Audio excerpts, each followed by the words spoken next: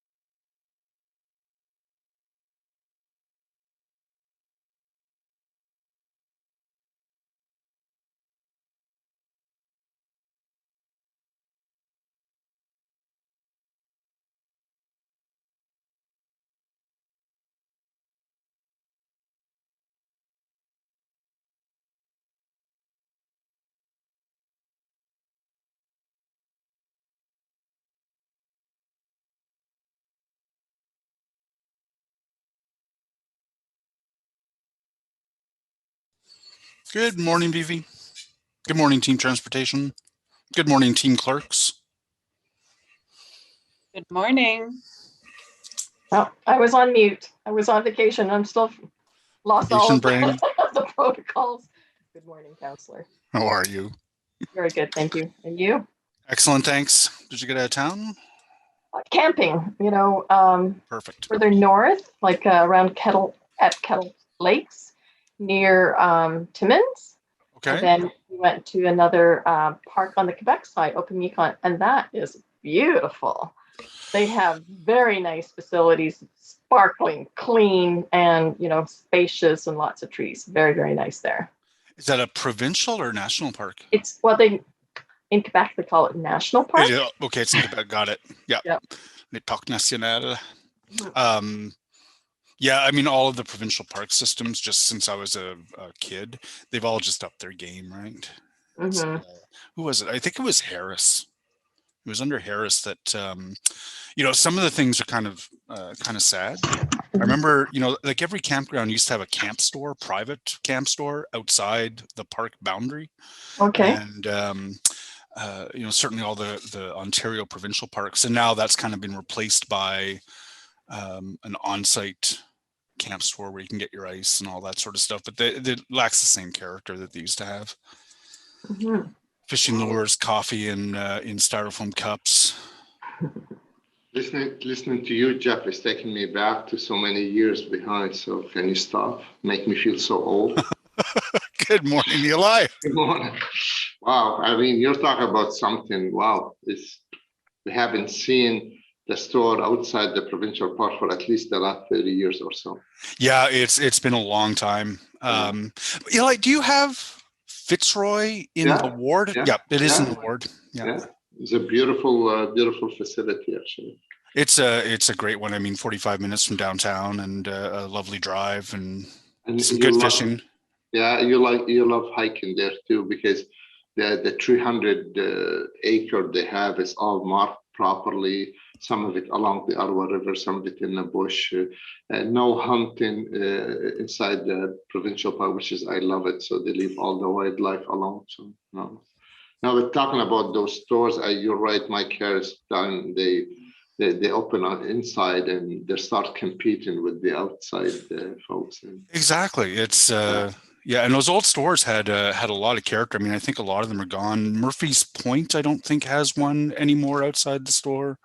And we used to buy the wood from them. We buy the ice, and sometimes we buy some fresh cut meat like they have available. So yeah, you're right. They were, but that's why I'm listening to you say, "Oh my God, it's taken us so many years back." It's been a while.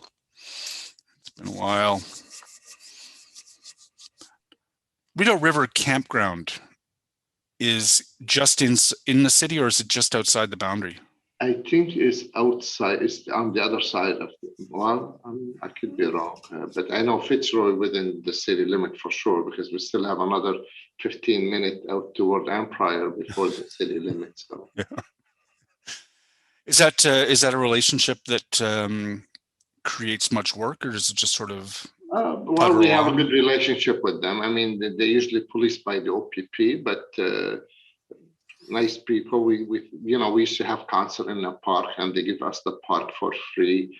Invite people to go in the evening for free but we haven't done it in the last couple of years. But yeah, I have a good relationship with the park, and we help them, they help us. So. There's been some, I can't remember, for some reason I was looking at it on the map the other day, and I think there's been some traffic stuff that's been done around the entrance to the park to try to make that a little saner. It's a busy spot though, and in the past they used to allow the local community enter for free from behind, but it was somebody discovered that, and social media these days, you can't keep anything away, so they start people jamming the side street and try to walk in so they don't pay the $15 fee. Right. And that's a shame, really, because you can have a car full of people for $15 a day. So, I mean, you can use the barbecue, the washrooms, you can swim safe, all that. Yep. So then I cracked down on it, and I started putting sign no parking and sending by law to ticket those violations. But it is unfortunate. It was there forever. Nobody. But now with social media, you can't keep anything away anymore. I think Fitzroy is the only place where I've ever had someone check my fishing license, but like a couple of times at Fitzroy. And I'm sorry, I call them Ranger Tim. I don't mean to pick on Tim, but the conservation officers, we call them Ranger Tims, the ones who come see you at 11:30 at night when the radio might be a little too loud. But Fitzroy is the only place where I've ever had Ranger Tims come and check my license. And funny, they drive around, check make sure you have the pass, like you didn't come illegal. Oh yeah, they do. They have a couple. Who's with you? What's with the new addition? She's gonna steal the show today. Yeah. So my wife is dropping off my other daughter at daycare, so it's me and Madeline. How are you guys doing? Oh wow. Well, good morning, Madeline. I think that's the first we've seen you. You say hi? No, you can't do much, eh? Not much. Beautiful. Everybody's doing well? Jeff, you had a pretty epic road trip. It was epic enough. I don't know. I survived the Fredericton to Moncton route. That's the worst stretch of highway in Canada or in North America. It's just so boring. Moose fence. It's gotta be. We used to take the Renouse to cut over to Miramichi. So you cut off the Transcan before it all got 4-laned. You would cut off the Transcan at Plaster Rock and take this logging road across, and that kept you awake. Yeah, you paid a lot of attention. But you ever driven between Brandon, Manitoba, and Calgary? No, I haven't. We've gotten a little bit far out of Brandon, but we stopped and deked down into the States. Oh no, sorry. Absolutely. When I was a kid, I love it. Right, it's just that flat, straight, and then like you start to see the grain towers on the horizon. And you get to the town. Just it's canola on both sides. Yeah, it's gorgeous out there. I really do need to try to do that trip again soon. I miss it out there gorgeous. Too. I spent 3 years living out near Brandon, Manitoba, and do miss it. People are just so lovely. The Dakotas we did a few years ago, and just the huge giant sunflower fields. Oh, unbelievable, eh? Yeah, it's Natalie just had a smile on her face for hours at a time, just sunflower fields. It was absolutely beautiful. I got lost in a sunflower field once, so I have some weird fear of sunflowers. So I know we're live right now, Kelly. I'm exposing that to the world. I also hate bats. Bats freak me out too. But anyway, they're beautiful, but that's where it ends. So sunflowers are Chair Tierney's clowns. That's right. And bats. Definitely bats. It's the whale that lives in your dreams, eh? Good morning, guys. Good morning, Laura, Teresa. Morning. Good morning. Congratulations, Matt. Thanks. Yeah, I'm watching this little one while Libby goes to daycare, so you get to meet her. This is Maddie. Oh, wow. Maddie. We got Matt and Maddie. Like Madeline, yeah. Yeah. She's yawning already. Is that how boring this committee is? It must be, I No, guess. gosh, no. She only really does three things, and well, I guess yawning being the third, but it's a precursor to sleeping. Oh goodness. Everybody? We have about 2 minutes.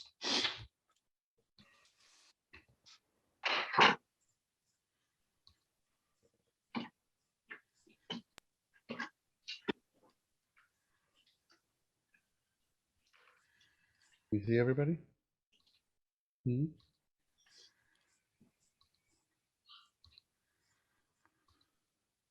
It'll be interesting to talk to the 2-year-olds. Like, right, I know there'll be years of studies coming out of this pandemic, but that'll be one of the interesting ones. Those 2-year-olds who have only ever seen, a very large number of them who have only ever seen their parents interact with other people on a screen. We're pretty lucky. Libby's been in daycare for the entirety of the pandemic. Well, I guess, since last year around this time. So just the beginning of the kind of the middle to, I want to say end, really, really badly. We'll call it that. Yeah, for now, anyways. So she's got a little group of friends. So we'll go to the park and she'll run up to people and say hi and interact with them. So that's good. But for the parents that had children about a year ago, you're right. Yeah, they've only really ever interacted with anybody other than probably just a very small group, like grandmas and grandpas, maybe. Yeah. No, it'll be an interesting sociological study, that's for sure. Morning, Riley. Oh, great. Hey, Riley. Here we go. How is everyone? Terrific. Love seeing the baby. The baby's awake. Fantastic. Awake right now. Yeah. It's funny, the library board has had its share of babies. Oh yes, that's right. Alexandra had a baby earlier this, I think 2 weeks ago as well. And Mary Rose. That's right. Oh, yeah. Something about libraries and babies, I guess. And on that note, it is now 9:30. I'm just going to go ahead, Cal, if it looks like we're pretty good here. I'll just go into the administrative fun stuff. So good morning, everyone, and welcome to the meeting of the Transportation Committee. Before we proceed, we'll do a quick roll call and remind everyone we need 6 members present to maintain quorum. Kelly? Councillor Luloff? I saw you present. in your baby. Councillor Dudas? Councillor El Shantiri? Present. Councillor Deans? I don't think she's joined yet. Councillor Fleury? Bonjour. Councillor Menard? Present. Councillor Kitts? I'm here. Councillor Darouz? Here. Councillor Hubley? Here. Vice Chair Leeper? Good morning. And the chair. Great present. Thank you. We have no regrets, and thanks, Councillor Luloff, for popping on today. I appreciate it with Maddie. We have no declarations of interest. Confirmation of the minutes, minutes 20 July 5th, 2021. Are these carried or confirmed? Okay. Thank you. We have response to inquiries. We have telecom work, city right of way, and private property. That's now what we have. We have 2 items on the agenda where we have presentations. So item 1, Blair Road Transit Priority Quarter Environmental Assessment Study recommendations. We do have a presentation, so we'll hold that item. Item number 2, cargo power assisted bicycles, e-cargo bikes, a pilot project. We do have a presentation and 1 delegation, so we'll hold that item. Item number 3, Gateway speed zone in Old Ottawa East, the Glebe and the Glebe Annex. We have no delegations, no presentations, and no correspondence. If no one wants to hold this item, is this item carried? Carried. Carried. Mr. Chair, just a comment, if you don't mind, it's extremely short. Please. I want to thank Councillor Menard. As you know, we do share a southern boundary, and I guess Councillor Menard's northern boundary. So we are working with city staff as part of the Greenfield and lease elements to complete and tie in those. So just we got requests from the community and wanted to, for the record, to clarify that element. So thank you, Councillor Manal, and thank you, Mr. Chair, for the quick jump in here. Yeah, no problem, Councillor Fleury, and that's echoed. So on that item, is it carried? Carried. Great. Item number 4, always stop controls at Evelyn Avenue and Chestnut Street and Harvard Avenue and Chesley Street. No delegations, presentations, or correspondence on this item. Is this item carried? Yes. Great. Item number 5, reduction of speed limit on Main Street to 40 kilometers an hour. Again, no presentations, delegations, or correspondence. Is this item carried? Carried. Item number 6, speed reduction from 50 kilometers to 40 kilometers an hour on Paul Anka Drive between Hunt Club and MacArthur Road. No delegations, presentations, or correspondence. Is this item carried? Carried. Carried. And item number 7, status update, Transportation Committee inquiries and motions for the period ending August 20th, 2021. If no delegations, presentations, or correspondence on this one as well, is this item carried? Carried. Great, thank you very much, everyone. I'll go right to item number 1. As we get the presenters ready, I just want to say a big thanks to Vivi, the entire team, the Montreal Blair Road Transit Priority Corridor Environmental Assessment Study that affects wards 13, 11, and 2. There's been a lot of work done on this one over the last couple of years. I know Councillor King and I and Dudas have been at many meetings and talked to many people. So I really look forward to this presentation. And at the end of this presentation, we do actually have one delegation, Chris Greensfields from the Vanier Community Association. So we'll start with the presentation, then we'll go to delegations and then questions to staff. Vivi, the floor is yours. Okay, thank you, Chair. We have a comprehensive presentation for you today on a really important transit priority project. The team, as you have mentioned, we did spend a lot of time consulting and investigating many options, and the resulting recommended plan balances many of these complex issues in this corridor. So our presentation will be delivered today by Katerina Svetkovic. She's the studies project manager, and with us also is Frank McKinney, program manager for transportation EAs. And we also have from Parsons, the consulting firm assisting us, and that would be Ron Clark and Paul Croft. So I now turn it over to Katerina to continue with, to start the presentation. Thank you.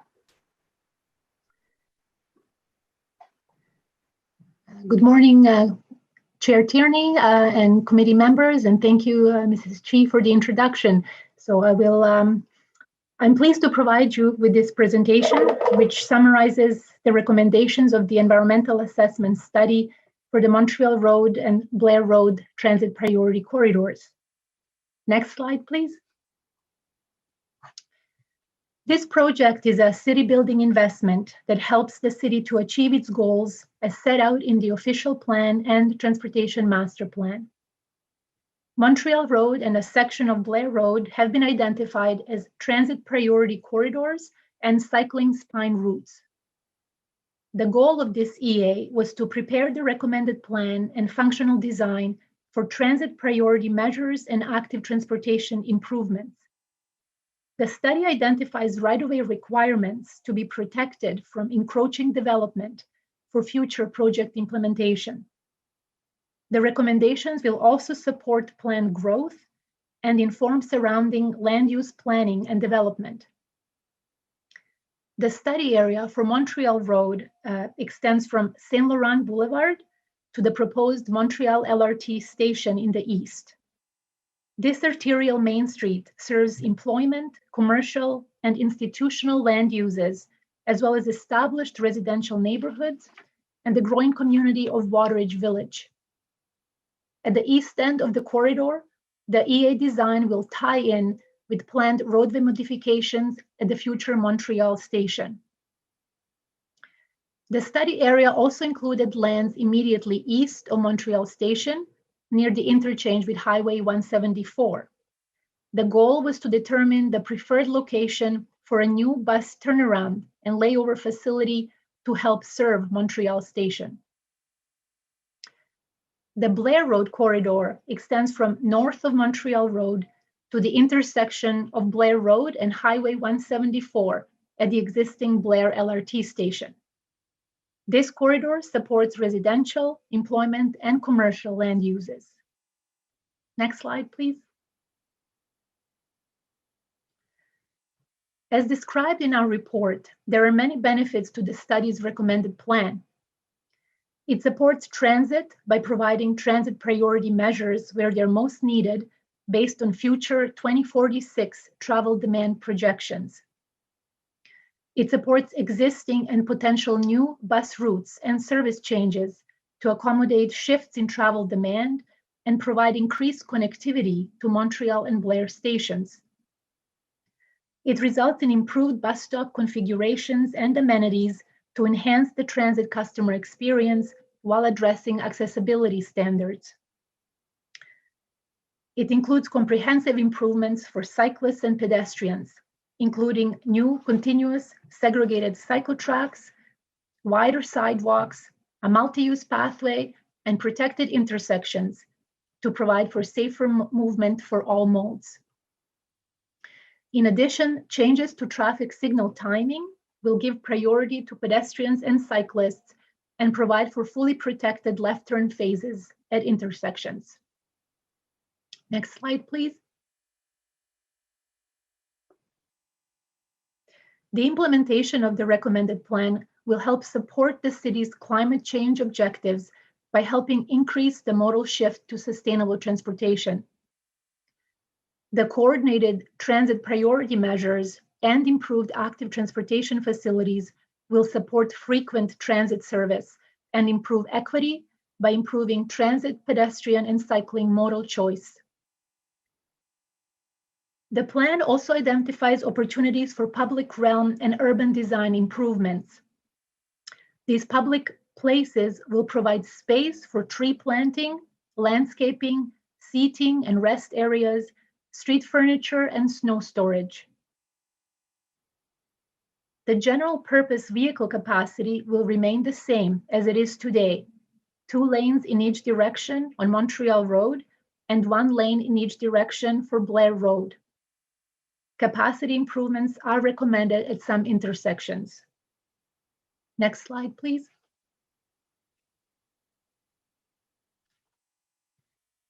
The recommended plan for Montreal Road will result in new transit priority measures that will add segments of curbside bus lanes.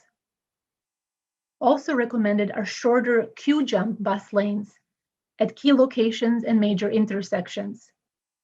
These elements are shown in red on this slide and identified in the staff report. Next slide, please. The effectiveness of transit priority lanes will be further enhanced by combining them with transit signal priority where possible.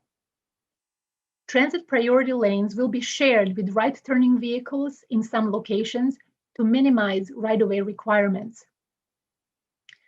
Overall, the recommended transit priority measures will result in a similar level of service as continuous bus lanes, but with reduced property impacts. When implemented, these measures will provide travel time benefits and increase reliability in transit service in the corridor. Next slide, please. Montreal Road is a design priority area that will benefit from public realm improvements. The protected right-of-way will provide sufficient space for urban placemaking elements, such as you see on these vignettes.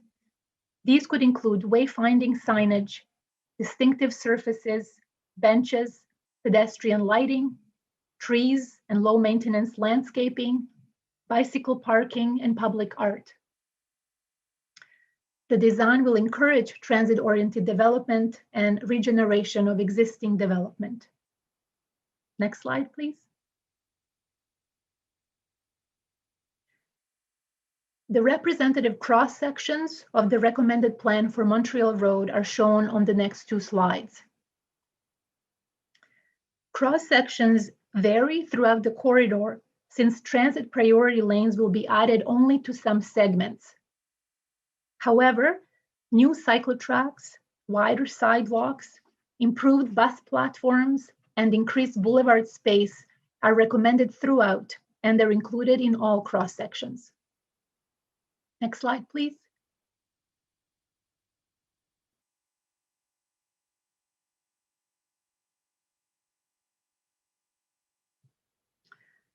Most of the property requirements can be accommodated within the official plan protected right-of-way of 37.5 meters.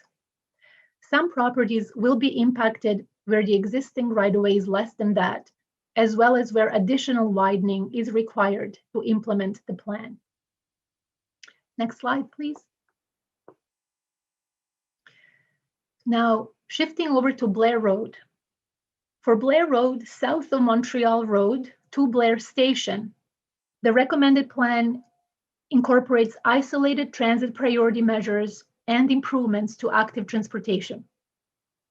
Key elements of the plan include combination of cycle tracks and multi-use pathway throughout the study area, protected intersections at key locations, at Claver Street, a new signalized intersection to help pedestrians access bus stops and the multi-use pathway, and other road modifications as identified in the functional design.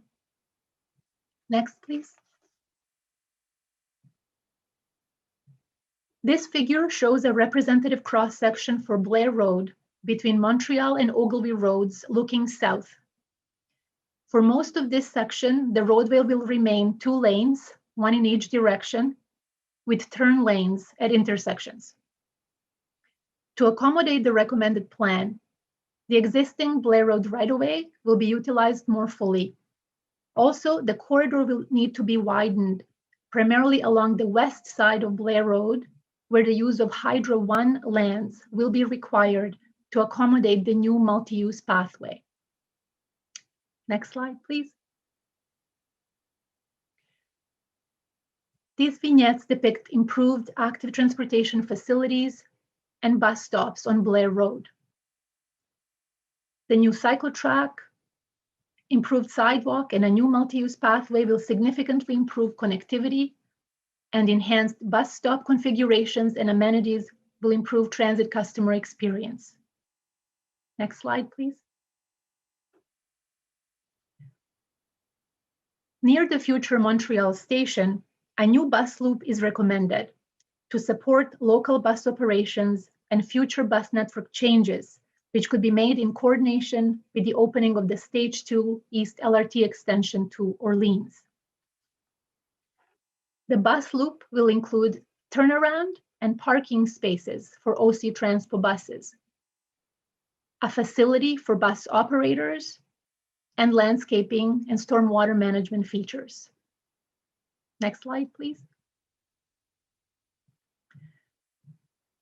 The bus loop's recommended location is in the northeast corner of the Saint Joseph Boulevard and Highway 174 interchange.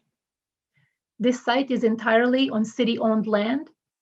It is an optimal location given it is just east of Montreal Station, has effective access and egress opportunity for buses, and no additional property is required for implementation.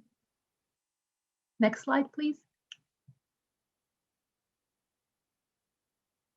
To implement the bus turnaround, some modifications on Saint Joseph Boulevard in front of the bus loop will be needed. These include a new eastbound left turn lane for buses to access the bus loop, shorter westbound right turn lane to Highway 174 on-ramp, and a new cycle track and sidewalk adjacent to the bus loop. The facility will be designed to retain flexibility to accommodate the potential for further development of this site. Next slide, please. Comprehensive consultation was conducted throughout the study.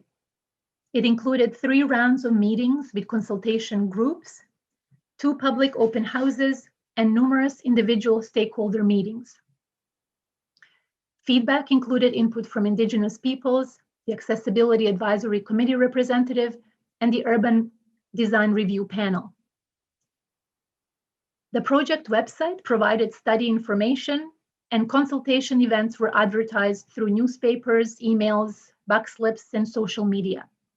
Feedback was received in meetings, by phone, email, and via an online survey. Next slide, please.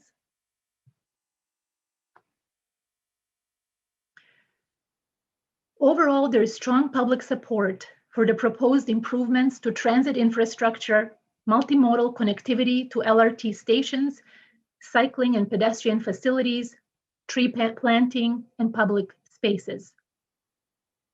Some issues were raised during consultation that have been addressed as best as possible.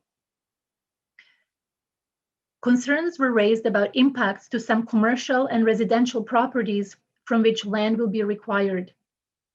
Property impacts have been minimized where possible as part of the refinement of the preferred design. Further refinement may be possible at the detailed design phase. Also, a scenario was evaluated that included lane reductions on Montreal Road, wherein 2 of the 4 travel lanes would be used as bus-only lanes. The study concluded that a significant reduction in vehicle volumes would be required for this scenario to function, and there are no suitable alternative corridors in proximity to Montreal Road to accommodate the diverted traffic. Keeping the existing vehicular capacity is required based on historical traffic volumes, significant potential for future growth and development in the corridor and the area, and the road's role and function as an arterial in the city's roadway network. The EA study design will tie in to the Montreal Road revitalization project west of Saint Laurent Boulevard.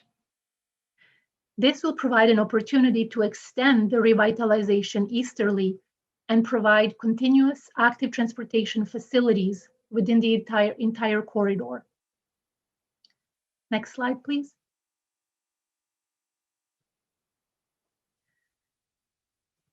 Our study identifies an opportunity to implement this project in a phased manner, as identified in the staff report and on this slide. Phasing will be dependent on funding availability, critical travel demand, development and intensification, asset renewal needs, and council priorities. Next slide, please.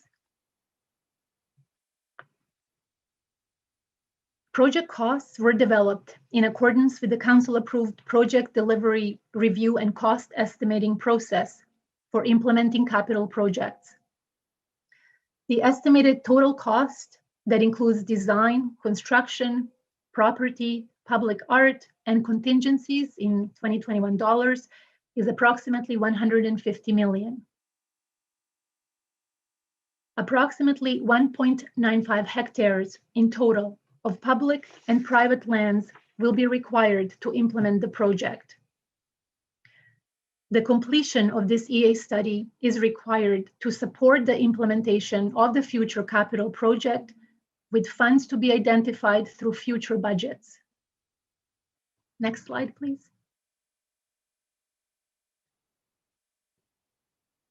So following council approval of the report's recommendations, the municipal class environmental assessment process will be completed as follows. We'll finalize the environmental study report and post it for the 30-day public review period this fall. We'll address comments received during the review period and achieve the approval of the EA study by the end of the year.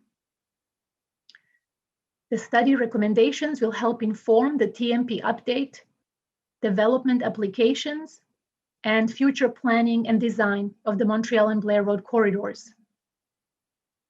Next slide, please. Chair Tierney, that concludes our presentation.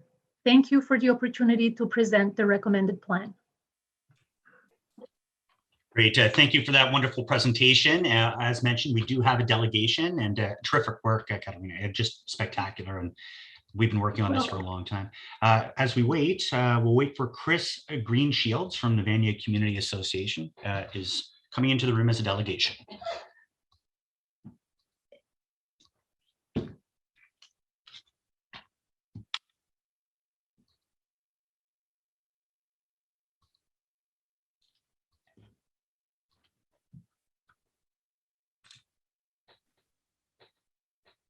Thank you, Chair. Can you hear me? Yes, we can, Chris. You have 5 minutes. The floor is yours. Thank you. The Venue Community Association actively participated in the consultations concerning this study over the past several years.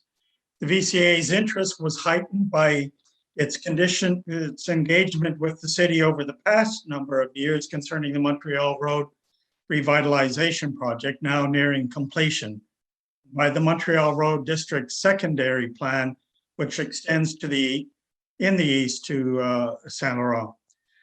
I thank the studies team for their engagement and willingness to listen throughout the consultations.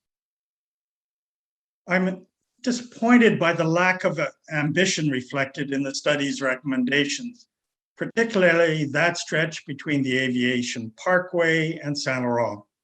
I hope that a similar study now approved by Council for Saint Laurent will be more aggressive in support of public transit. I was also disappointed that the staff report failed to reflect the recommendations of the Urban Design Review Panel, many of which I commend to the committee's attention, even if the staff report has not addressed them. We, of course, welcome the cycle tract and the MUP on Blair, and we see that this will help connect to the city's major investments in safe cycling along Montreal Road to the west of Saint Laurent. I'm not convinced that sufficient attention is being given to intersections west of the Aviation Parkway, especially not at the Saint Laurent intersection, which is the site of the Montreal Road District Secondary Plan's eastern gateway. I think it's important to be more ambitious concerning public transit, especially leading into the Saint Laurent corridor,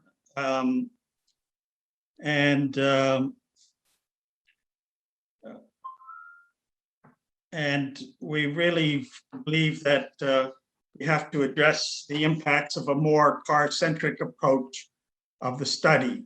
This will be necessary for the Saint Laurent study. Certainly, some of the roadway cross-section designs presented during the consultations gave attendees the sense that the recommendations would be more ambitious. I highlight a lead point of the UDRP review, quote, "The panel notes that the cross-sections appear too suburban, 4 lanes of traffic, a median, and 2 turning lanes at an intersection are not characteristic of an urban street.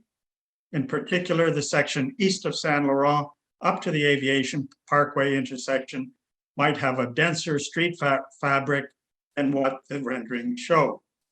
As the panel suggests, this segment of Montreal Road needs to be more urban and less suburban, consistent with the draft new official plan, and provide a better transition from the suburban character east of the Aviation Parkway to the inner urban areas west. This is also important because development proposals for the immediate vicinity, including official plan amendments, are proposing major intensification. When staff comment on the TIAs for new developments in the area, they basically tell residents that the capacity of the roads network in the area has already been exceeded, and that growth in mobility will need to be met by public transit and active transportation. Certainly, the draft new OP suggests that more priority needs to be given to public transit. I urge the committee and council to be more aggressive in advancing transportation planning in favor of public transit and active transportation that is relevant to the related interurban intersection west of the Aviation Parkway. Thank you. Great. Thank you very much, Chris. I do see a question from Vice Chair Leeper. Thanks, Chris. Thank you very much for the presentation. Just help me follow this through. If the plans were to change in the direction for which you're advocating, what would that cross section look like instead? Well, during the consultations, I think what garnered the most support was a reconfiguration of the lanes to provide a central two-lane bus, basically a bus BRT that could eventually lead to mass transit along the lines of what we're seeing, for example, at Baseline. Okay, that's helpful. Thank you very much, Chair. Great. Seeing no further questions, thank you very much for coming out today, Chris. We'll move on to questions to staff at this point.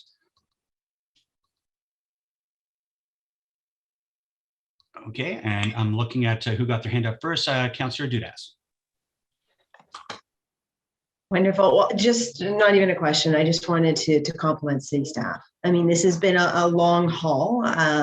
Lots of years of work has been put into this. And as you said, Chair Tierney, about the extent of public consultation, there's been a lot of introspection about what we would like to see for the vision of this corridor. And, you know, certainly looking at the sections that will be implemented in Ward 2 in Innisfort, it's going to be a huge improvement from the very car-centric areas that are there now. So I'm very excited about this. And I know that a lot of people in the community are excited to see more of a focus on people-friendly and active transportation and transit priority network. So thank you to city staff. Great, thank you very much for that, Councillor. Councillor Fleury, then Councillor Deeds. Thank you, Mr. Chair. I do have a number of questions. And I do see the corridor in the different areas. I think the work that was done along Blair is quite great. The work tying into the LRT at the 174 Montreal Road Station is good. I'm concerned around what I'll call the intertrans sector, the section that's closest to Saint Laurent. So that's the lens in which I'll be asking questions to staff this morning. Could you maybe, I know it's in the report, but could you maybe for the record share with us, if we take a snapshot of today's roadway on Montreal Road, what is the percentage of transit users when you think of all the motor vehicle mode and riders? What's the percentage?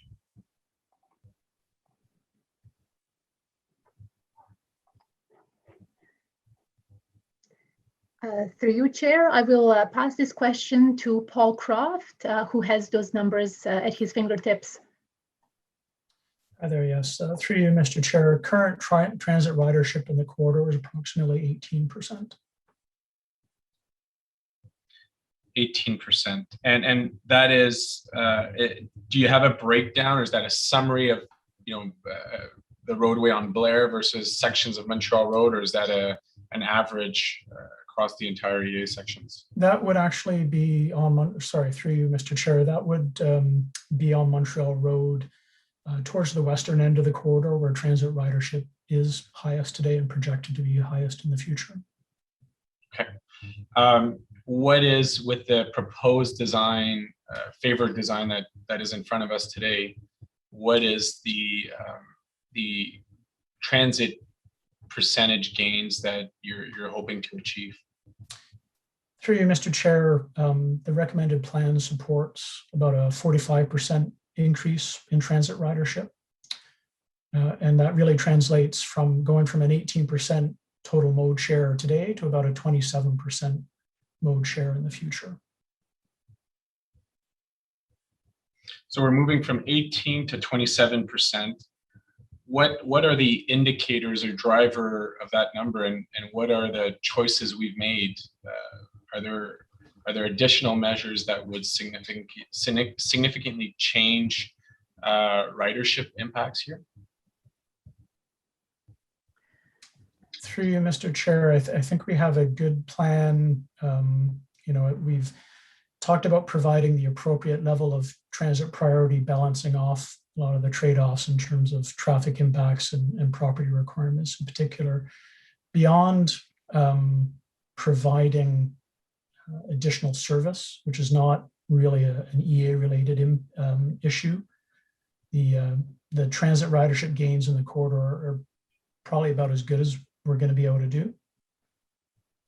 We think the recommended plan, as we say in the report, provides a similar level of service as providing a continuous transit facility in the corridor. So we're providing that facility more in a selective areas where it's absolutely required to reduce the impacts on property, and reduce the amount of widening required. Could I understand from the data you've captured, at what point do you see like the congestion impacts that you fear are during the peak periods only, and do they relate to only the AM or both the AM and the PM? Through you, Mr. Chair, yes, it is primarily a peak hour or peak period issue. It is present in both the morning and afternoon. We have significant volumes in both morning and afternoon peak periods, and volumes are typically, it's not like a typical suburban arterial where volumes are very tidal and you have a preponderance of flow in one direction and not much going the other way. And in a lot of Montreal Road, the volumes are high in both directions. Okay, and what did we, if we were in the model where you proposed, where you looked at 2 designated PM peak bus lanes and 1 lane of vehicular traffic, what was happening that didn't make it work? Did you want me to keep going, Katerina, or did you want to step in? I can take this one, Paul, and thank you for the question. And through you, Chair, with the lane reallocation scenario, we saw significant negative impacts to traffic with multiple failing movements at key intersections. The lane reallocation scenario would result in additional congestion and queuing that could also block the transit lane. And for those reasons, we do not see the opportunity to reallocate space. 1 lane in westbound direction just wouldn't be able to carry the volumes that we see today. And this plan will take us to year 2046. Between now and then, we will have additional growth in residents and employment in this corridor. So we are recommending that we maintain the capacity as it is today. We are improving capacity, increasing capacity for sustainable modes, transit, cycling, and pedestrians. And that's where we are, encouraging growth to happen in trips.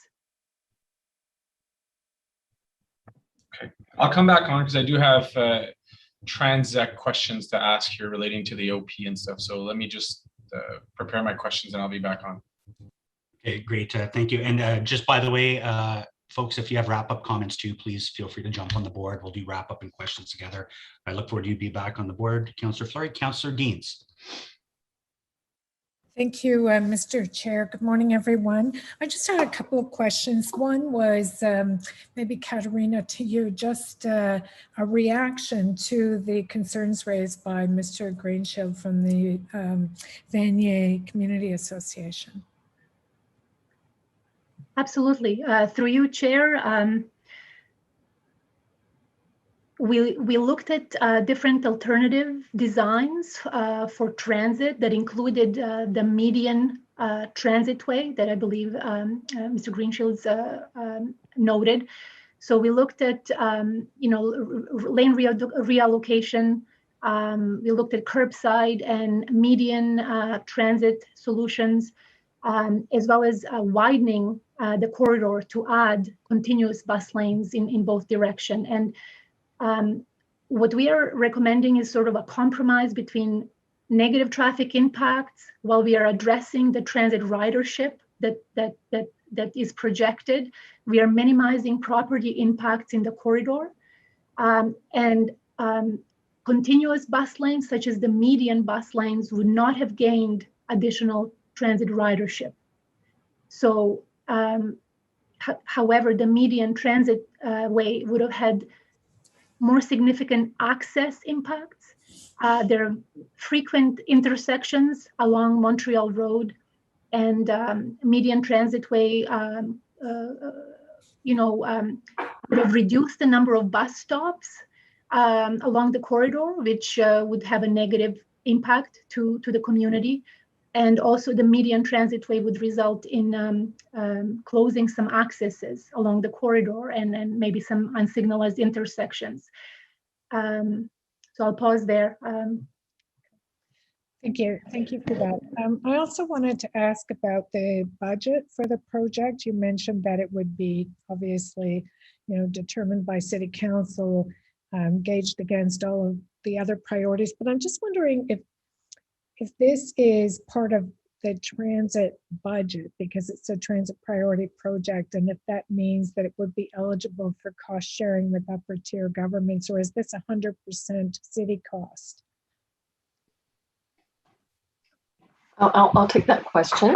So transit, it would fall under the transit funding. So we would get gas tax for that, and there would be some DCs in that as well because it's for growth. So that's the target funding source for this project.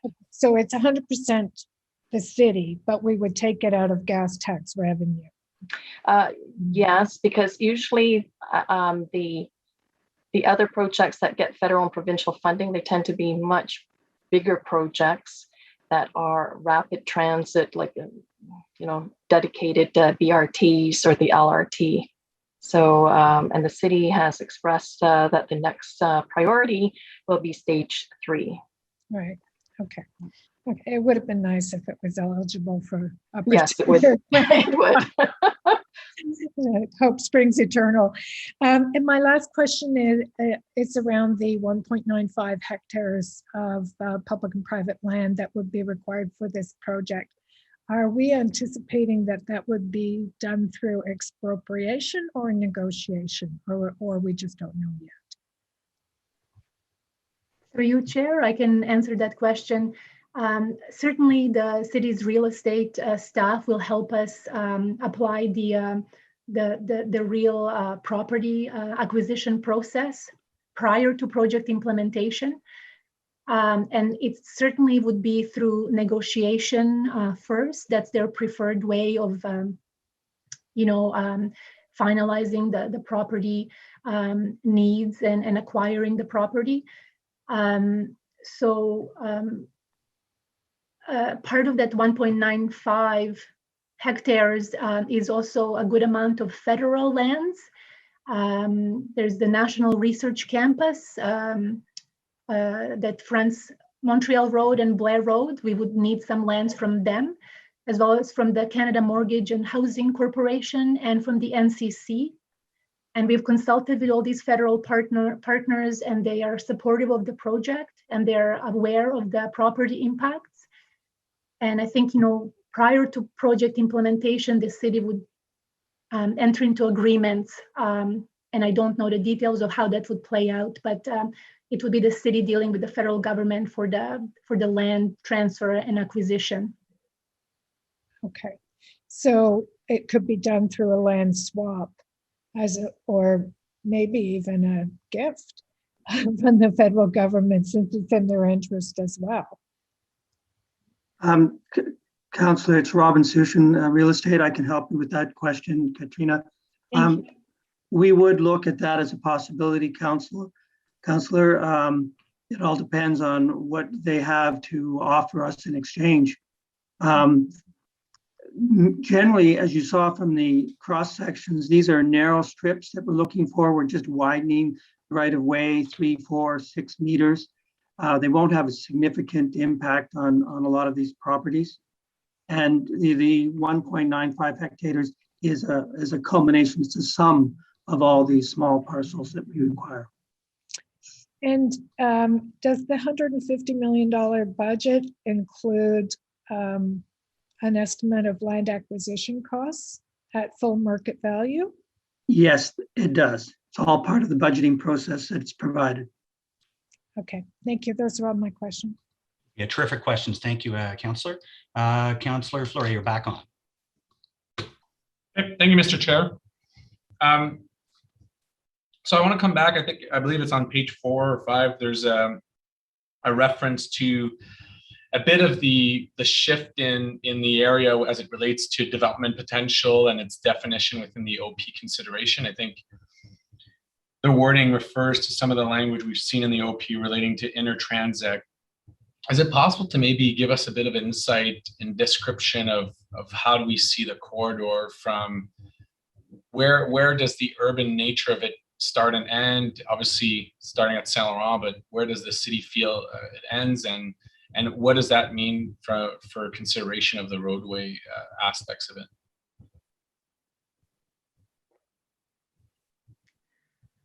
Through you, Chair, I would like to invite Ron Clark to answer that, if possible.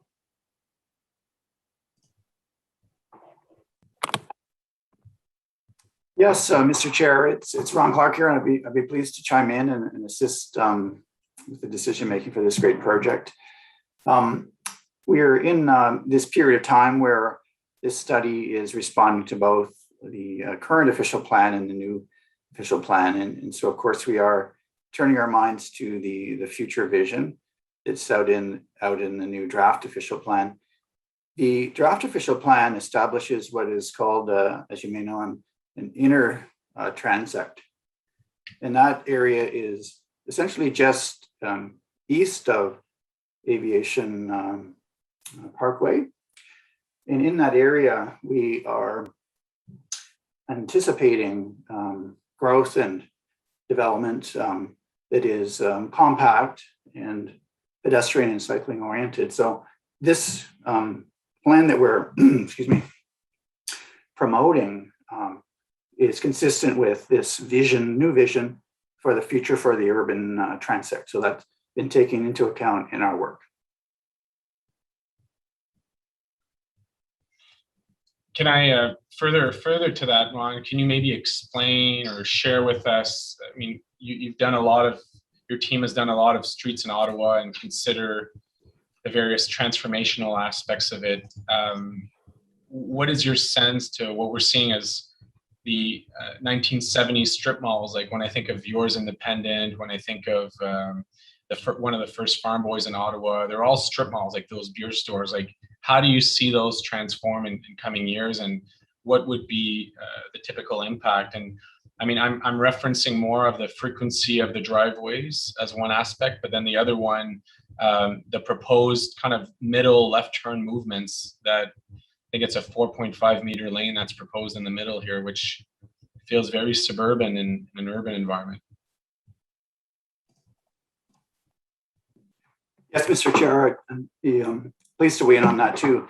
Yeah, we, as you know, we've done a lot of work for the city of Ottawa on various corridors, including most recently the renewal of Elgin Street, which was a 4-lane road transformed into a kind of a 2+1 arrangement, and then we had done something quite similar with the Wellington Street West project a few years ago, and of course the Main Street renewal project. These properties, these projects were all quite a different context, and to your point, Councillor Fleury, those were very small lot, inner city fabric, very narrow corridor situations, and what we're seeing on Montreal Road is quite different. It's more in keeping with some of the projects that are being worked on, like Carling Avenue, for example, where there are fewer driveways, larger lots, and there is, of course, with these larger lots, very notable opportunity for intensification. So when we do the forecasting of travel demands, we take very ambitious assumptions for travel by transit and walking and biking. But when we run the model and spin it, we do see that this corridor will have a continued high demand for a balanced system, which includes the need for the four travel lanes for vehicles as well. Can you come back maybe to the turn movement though? We give so much space to turn movements, and those are long stretches rather than than traffic lights. Like there's a number of traffic lights that want to standardize the movements, but there's all these minor kind of curbed accesses that have creeped up or haven't been urbanized in years. How does your team perceive that, and how do you force that transition? Because I think implementing or reinstating some of those movements doesn't also incentivize some of the property transformation that many would be hoping for. Yes, Mr. Chair, we had a real solid look at the types of land uses that are along Montreal Road on both sides, and the scale of the development. And the assessment showed that it is quite important to provide for dedicated turning lanes. So we're talking about left turn lanes in the center of the roadway, and that clears the left turning vehicles from the traffic flow, allows them to safely make those left turns and enter into those businesses and institution, and that in turn helps the flow of transit, which is one of the key priorities of this study. Okay, thank you for that, Mr. Chair. I can get back on for final comments on the matter if time has expired here. No, this is it. Feel free to throw your comments in now, and then I'm going to give up a summary at the end as well. Okay, I too want to thank city staff. It's been a challenging year to do these analysis with all the remote connections, but here we are. My comments really reflect the Montreal Road segment west of Blair.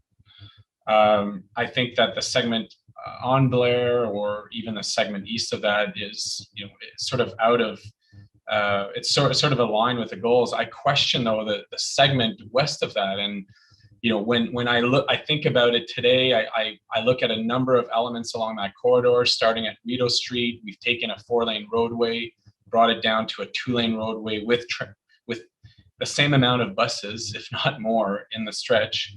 We're taking Montreal Road from Cummings Bridge all the way to Saint Laurent down to a 3-lane roadway. And then you get to Saint Laurent and you find yourself in a 6-lane roadway right at Saint Laurent. So, we have something to do here from my perspective at Saint Laurent and for some stretch east of there. I also see a lot of property opportunities, and we have great businesses along there. We want to support them, but a lot of them are 70s strip mall and are called to be redeveloped and integrated into the urban fabric. So for me, there's great improvements when you think of pedestrians, when you think of the cycling tracks, no question. Those are the upside of that EA and some of the work along Blair, connection to the LRT. But the actual roadway dimensions that are presented in the stretch near Saint Laurent worries me, especially with the changes we've done west of that. So my dissent today is reflecting of that, the amount of lanes that we're proposing at Saint Laurent and the concerns that I have. We want folks to use transit. We want to see a significant increase, and under 10% transit increase for what is a transit EA to me is concerning. So I'll leave it at that. I want to thank the chair for the accommodations, and obviously staff for responding clearly to my questions today. Great. Thank you, Councillor Fleury. And I see no more hands, so I'm just going to wrap up here myself. First of all, I want to thank staff for doing a tremendous amount of work on this. 3 years, 2 years, multiple meetings. It's been very busy. Councillor King, Dudas, myself are very much support this. We're very excited about it. And as much as we'd like to look at reducing and narrowing streets even more, there's one difference between main streets and other streets is our very much loved Montreal Hospital. So I just want to take the opportunity quickly to read an email that I've received from Anthony DeMonte, General Manager of Emergency and Protective Services, at the thoughts of even attempting to remove 2 vehicular traffic lanes in that stretch. Tony goes on to say this would be ill-advised. It's a primary emergency route for patients going to the Montreal Hospital. And I know the amount of times I've driven through there and seen ambulances racing to that hospital. It goes on further to make mention if there's also a fire station that's just up the road, and in the event that there's hazardous materials or there's some kind of emergency at the hospital, it would cut down time and put public safety at risk. So this is the difference. We'd love to see maybe narrowed, a little more stuff done, but that is the reality of the situation. So on this one, we're really excited. Funding is the next big step. I think Councillor Deans raised that, and we'd love to see this funded, and new cycling, pedestrian walkways, making it safe would be terrific. So on this one, I think I'm going to call yeas and nays. Kelly, if you could please call the vote. Councillor Luloff, Yes. Councillor Dudas, Absolutely, yes. Councillor El Shantiri, Yes. Councillor Deans, Yes, from me. Councillor Fleury. No. Councillor Menard, Yes. Councillor Kitts, Yes. Councillor DeRuse, Yes. Councillor Hubley, Yes.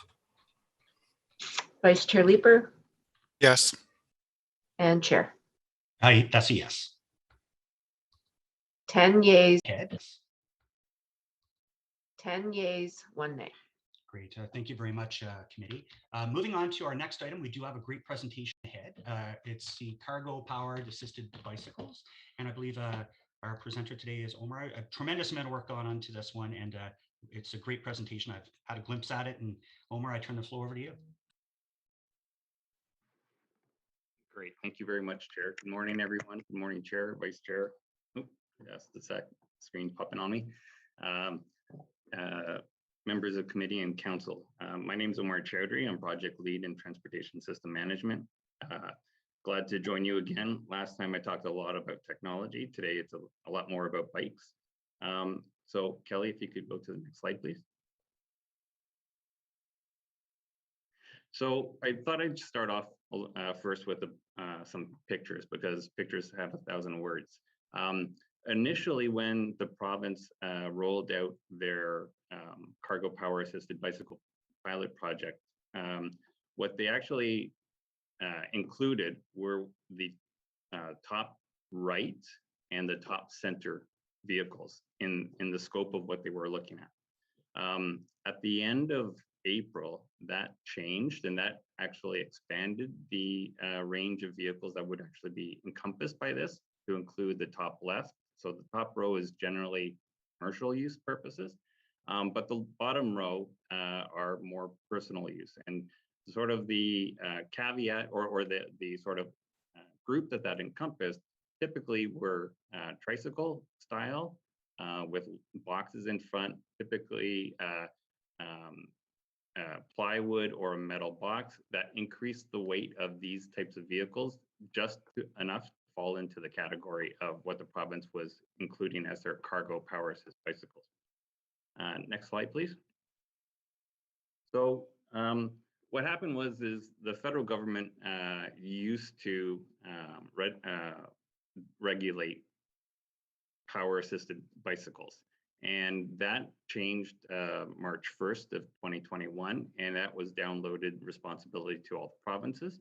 And at that time, the Ontario government decided to make regulatory changes and do two things. First, on the right-hand side is they introduced Regulation 14121, which was a 5-year pilot project that included cargo power assisted bicycles.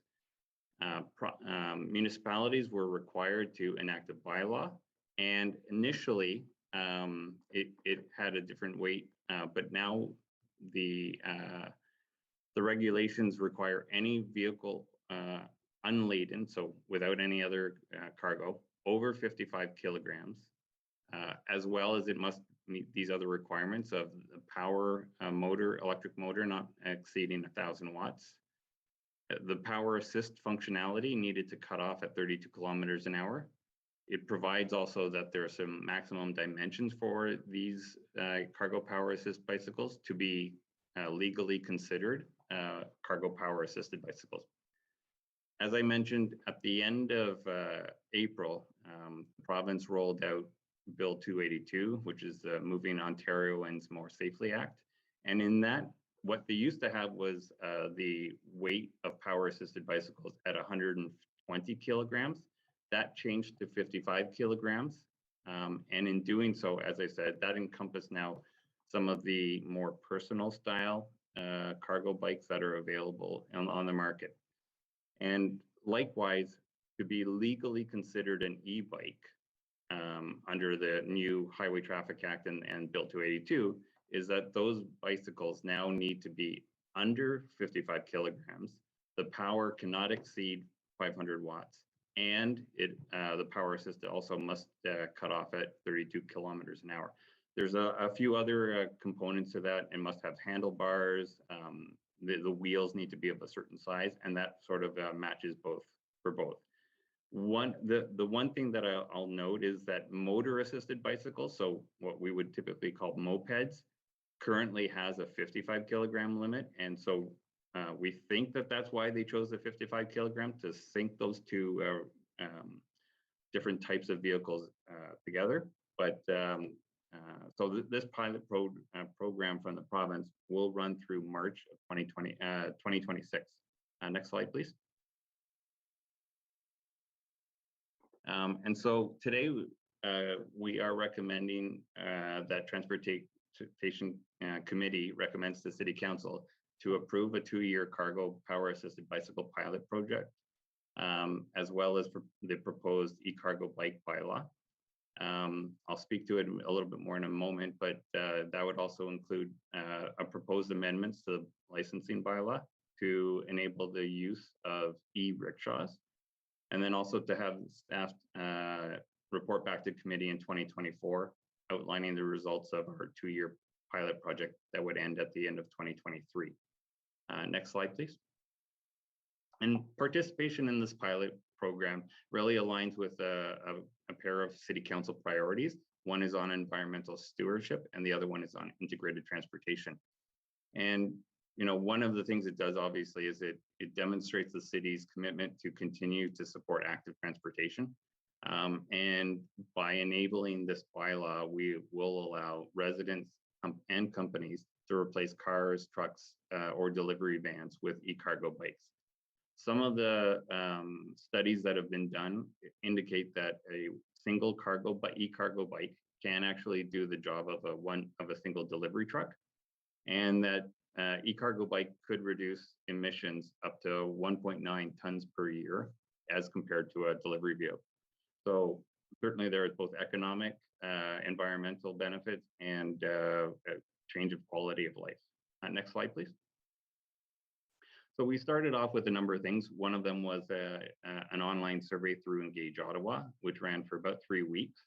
We had a total of 835 respondents. And so that, I think, is attached as document number 3 with the more detailed results. But what we found was more than half of the users responding actually use a bike 4 or more days a week. But we actually had a very good distribution. We had 9% of individuals who don't ride a bike any days of the week. 18% of the individuals rode 5 days a week. And then in between, it was all the other remaining items were somewhere between the 9 and 15%. 50% of respondents were indicated that they had a single vehicle household. So obviously the e-cargo bike or the e-bikes were something of value to them. And 24% of the individuals indicated that they were from ward either 12 or 14. So that's Councillor Fleury and Councillor McKinney's ward. 57%, sorry, are the remaining urban wards. So that would be 7 through 18, excluding 12 and 14, of course. And then 19% were indicated that they were from outside the green belt. So that would be wards 1 through 6 and 19 through 23. When we asked what type of bikes that they currently have, only about 4% of individuals indicated that today they had an e-cargo bike. But when we asked them what were they looking to purchase over the next year or so, 45% of the people said they were looking at buying a conventional bike. But but 25% an e-bike, and about 30% actually indicated that they were looking at different types of e-cargo bikes. So we certainly see a growing interest in the opportunity to be able to use that. And when we asked individuals as to what their support of having personal or commercial e-cargo bikes on the road, it was 91 and 92%, so really quite strong. Next slide, please. We also began creating our stakeholder consultation by creating a stakeholder working group that met in the middle of July. And that really includes individuals from seniors organization, the accessibility community, environmental community, and we are interested in including business community, whether it's BIAs and operators of e-cargo bikes. And we will be, should council approve this and committee approve this, our recommendations, we will actually be meeting twice a year. And part of the use of that working group is to receive input on both issues as well as and challenges that operators are having, and collectively decide and come up with the best solutions to be able to resolve these issues. Some of the feedback that we received during our stakeholder working group, as well as individual consultations, was that quite succinctly, not all furniture zones are the same. So we need to take care of, should we allow parking in those areas to take care of that. That there's a need for education of individuals on parking and sharing the space with pedestrians. And the third, probably the largest one, was the challenges of hearing electric vehicles in general approaching, because they typically don't make a sound. We also held discussions with the NCC and Build a Gatineau. Both organizations are currently undergoing review of both their e-bike as well as other micro-mobility solutions. And so they're continuing and we're engaging with them and continue to do so. And then part of our efforts, Montreal initiated a pilot program in 2019. They have currently 20 e-cargo bikes, commercial e-cargo bikes out on the road. And then in Vancouver, they've had one organization running 13 e-cargo bikes for over 5 years. We also engaged our fellow Ontario municipalities of Toronto, Hamilton, Vaughan, Mississauga, London, and the region of Waterloo, who are all in the same situation as us. If we want to allow these vehicles to operate on our roads, they also require a bylaw.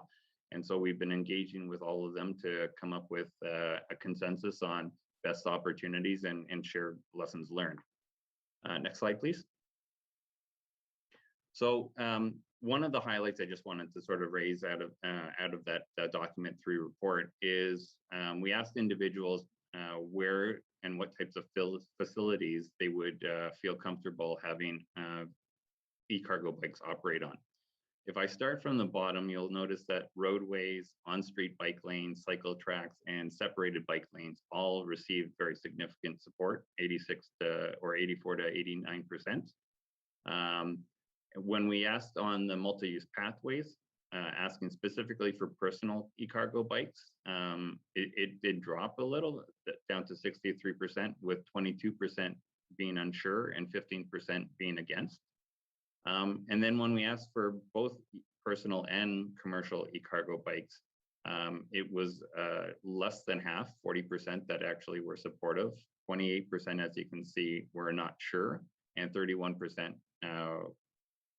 were against.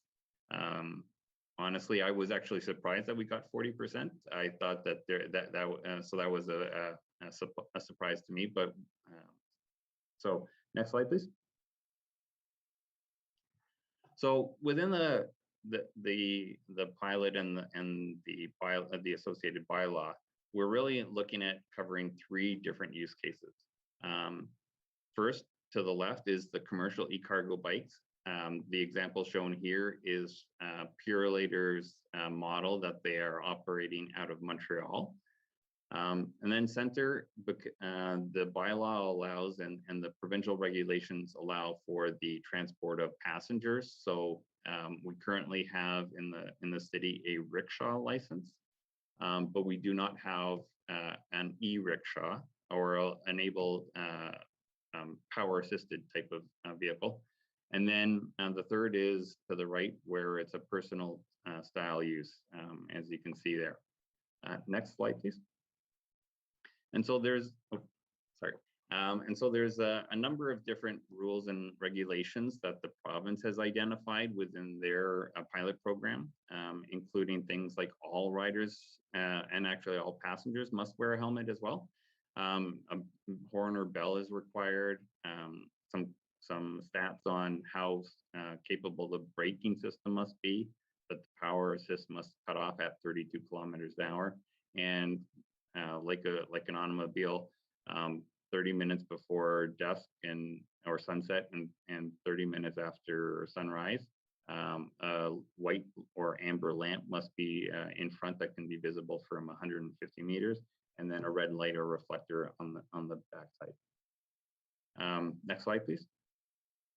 One of the things, as I mentioned, originally the idea was that commercial e-cargo bikes were the focus. And for us, it's very important to be able to distinguish between the commercial use and providing restrictions on those while being as accommodative as we possibly can within the framework of the provincial regulations for the personal use. And so on the commercial use, what we looked at probably about 1,000 different e-bikes and e-cargo bike that were available on the market. And what we found was that the personal e-cargo bikes were typically under 0.95 meters in width. So what we actually have done is within the bylaws, we require any e-cargo bike that is above 0.95 would be designated by us as for commercial use. Anything that was over 120 kilograms, which was the previous weight limit, we've used that as a definition to be able to say that those would be considered commercial use, as well as anyone that was going to be used for commercial transport of goods or cargo. And then the final one, as I mentioned earlier, is any e-cargo bike that was going to be used for hire for the transport of persons, so our e-rickshaws. And those would be regulated under the existing licensing bylaw that would require a city business license for a rickshaw business. Next slide, please. We also felt that it was important, if we're going to allow these commercial use e-cargo bikes on our roads, that we need to provide some other requirements on them. So all commercial use would require a company name or logo on two opposing sides of the e-cargo bike so that we could identify and the public could identify any e-cargo bike that was traveling, as well as requiring them to create their own 4-digit bike ID number that would also be displayed on the side of the bikes. They would be required to apply for an annual commercial e-cargo bike parking permit. That would be $15 per bike, and that would grant them the opportunity of using loading zones and no parking zones for up to 15 minutes. And then finally require them to participate in our annual commercial e-cargo bike survey. That would allow us to collect information and data that would allow us to understand how the market is developing and the use and use cases for these vehicles. One of the things that is more challenging, I'll say, is that there's currently no devices embedded into any of the e-cargo bikes that provide a continuous sound system, I'll say. And so everything would be third-party and aftermarket. There are currently US and EU standards for electric cars, which are called their acoustic vehicle alerting system. The Transport Canada just this spring has announced that they are going to be requiring electric cars, trucks, buses to also have this acoustic vehicle alerting system as of 2023. And so we're intending to try to use some of the learnings and information from those regulations and standards. Purelator Courier has approached the city and indicated that if we pass this bylaw, that they would be interested in participating and deploying e-cargo bikes within the city. And we asked them whether or not they could participate in helping us to develop some options and standards for third-party aftermarket devices that could provide the continuous sounding service that would make the vehicles audible and therefore could be detected by those who may be partially sighted or blind. And then also that we expect that this would allow us to start to develop actually a standard for the e-cargo bike industry on the protocols to be able to make sure that these vehicles could be heard by people traveling or pedestrians traveling around. Next slide, please. So in terms of operating rules, you know, based on both the results of the online survey and staff's recommendations, we would be the road, on-street bikes, cycle tracks, and separated bike lanes, but that we would restrict multi-use pathway use to only personal use cases. And of course, there would be no it would not be allowed to be operated on sidewalks. Next slide. In terms of the where they could stop and park, you know, they would certainly be allowed to park in regular parking spots, provided that they have a paid ticket. Loading zones and no parking zones. We understand that you know, those with an accessible parking permit use the no parking zones for stopping. What we hope, I guess I'll say, is by removing the larger 26+ foot trucks and replacing them with 9-foot narrower e-cargo bikes, we can actually free up additional space while still being able to maintain the support for industry to be able to do their packages and their deliveries. And that would be that 15-minute parking permit that I mentioned. With regards to furniture zones and boulevards, we've indicated that we would allow them in designated location. As of today, there are none. And as I mentioned, the stakeholder working group, what we would look to be able to use that for is as the industry starts to use these facilities and test them out within the city. If there are locations where there are insufficient loading zones and no parking zones that would be available to them, they could come to the committee or to the working group, indicate that there's areas of concern that would be beneficial, and we can then review and identify specific locations where they could be used in furniture zones and boulevards for parking. We would allow them to use bike racks at rings and corrals. Based on the discussion with Purelator Courier, they would generally not require the bike racks and rings. This would generally be for personal use. And then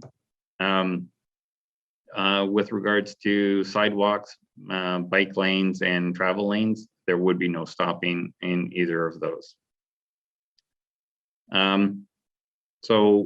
Next slide, please. In terms of communication and education, certainly we are in the process of developing what I'll call a do's and don'ts flyers, both for personal and commercial users. The commercial users would receive them when they apply for their parking permits. The flyers for personal use, we would be able to distribute them to both retailers as well as make them available online. One of the challenges is that you can actually buy e-cargo bikes and bikes in general online nowadays and have them shipped to your home. So we need to have a multi-pronged approach to make sure that we reach everybody that we can. And additionally, with regards to developing frequently asked questions, both for internal and public users, we're in that process of doing that, as well as updating our website materials, which reflect the older standards for within the province. Obviously, we would continue our engagement. As I said, the key stakeholder working group will be meeting twice a year, every 6 months. And then we're also going to be working to support Safer Roads Ottawa in their efforts to distribute and get the necessary materials out for any of their activities out there. Next slide, please. So the pilot project is going to be managed by traffic services. Anyone who is, any of the commercial operators looking for a parking permit would go through Service Ottawa to put in an application. That could come to my group to be able to evaluate and make sure that the requirements are properly met in terms of both the logo or name and the ID number. And 311 calls would come in and initially be directed to my group to be able to handle and process. With respect to the e-rickshaws, processing and licensing fees that we have currently on the rickshaws would be used to cover costs for enforcement and inspection of those e-rickshaws.